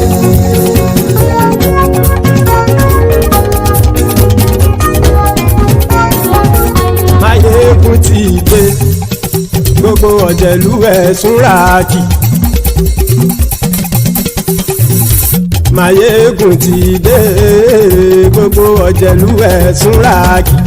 Ṣùgbọ́n ní bá ti ṣe èyí tó yẹ kí wọ́n ṣe ọmọ bá dèrò ní fi wọ́n níran o. Maiyegun ti dé. Gbogbo ọ̀jẹ̀lú ẹ̀sùnra kì. Maiyegun ti dé. Gbogbo ọ̀jẹ̀lú ẹ̀sùnra kì. Ṣùgbọ́n ní bá ti ṣe èyí tó yẹ kí wọ́n ṣe ọmọ bá dèrò ní fi wọ́n níran. Wọ́n fowó bẹ́ẹ̀ o Maiyegun ó sọ pé wọ́n ò bẹ́ẹ̀. Wọ́n fowó bẹ́ẹ̀ Maiyegun ó sọ pé wọ́n ò bẹ́ẹ̀. Oníkan ṣáàtì ṣe èyí tó yẹ kí wọ́n ṣe fáwọn ará ìlú tó gbé wọn débẹ̀ o. Maiyegun ti dé. Gbogbo ọ̀jẹ̀lú ẹ̀sùnra kì. Maiyegun ti dé. Gbogbo ọ̀jẹ̀lú ẹ̀sùnra kì. Ṣùgbọ́n ní bá ti ṣe yìí tó yẹ kí wọ́n ṣe ọmọ bá dẹ́rọ̀ ò ní fi wọ́n níran. Kì máa yí ṣeré ọ̀rọ̀ yìí kì í ṣẹ̀fẹ̀. Kì máa yí ṣeré ọ̀rọ̀ yìí kì í ṣẹ̀fẹ̀. Ẹni bá ti lè lẹ́bọ̀ lẹ́rù o ọmọ bá dèrò kàṣàyè tú wọn síta. Maiyegun ti dé. Gbogbo ọ̀jẹ̀lú ẹ̀sùnra kì. Maiyegun ti dé. Gbogbo ọ̀jẹ̀lú ẹ̀sùnra kì. Ṣùgbọ́n ní bá ti ṣe yìí tó yẹ kí wọ́n ṣe ọmọ bá dẹ́rọ̀ ò ní fi wọ́n níran. Tẹnitẹni ọmọ Maiyegun ọ̀rẹ́ ara ìlú mọ̀mọ́ ni mo fọlọ́run ṣọ́ ẹ̀ bá kìlẹ́bù. Lóòótọ́ olódodo ìlú ọ̀tá ìlú mọ̀mọ́ ni ìwọ ṣá máa ń ṣọ́ra kò sì mọ́ bẹ̀rù. Bọ́tà ń lè rí bóníṣègùn lé káwọn mọ̀mọ́ fi ṣera wọn ni ó ti dẹrùn tí wọn ò gbọ́dọ̀ sì mọ́ bẹ̀. Èèpo ọ̀gọ̀lọ́mọ bá dérò tàjẹ́ ò gbọ́dọ̀ jẹ́ ó ti dọba lórí àbínú ẹni kò sì mọ́ bùyà. Àìsíwọ̀lú ní ẹnìkẹ́ ìgbódì ẹyin lábàrá o ó kó ẹni tó bá dán o àkàmù. Maiyegun ti dé. Gbogbo ọ̀jẹ̀lú ẹ̀sùnra kì. Maiyegun ti dé. Gbogbo ọ̀jẹ̀lú ẹ̀sùnra kì o. Ẹni bá ti ṣe yìí tó yẹ kí wọ́n ṣe ọmọ bá dèrò òní fi wọ́n níran o. Maiyegun ti dé. Gbogbo ọ̀jẹ̀lú ẹ̀sùnra kì. Maiyegun ti dé. Gbogbo ọ̀jẹ̀lú ẹ̀sùnra kì. Ṣùgbọ́n ní bá ti ṣe yìí tó yẹ kí wọ́n ṣe ọmọ bá dẹ́rọ̀ ò ní fi wọ́n níran.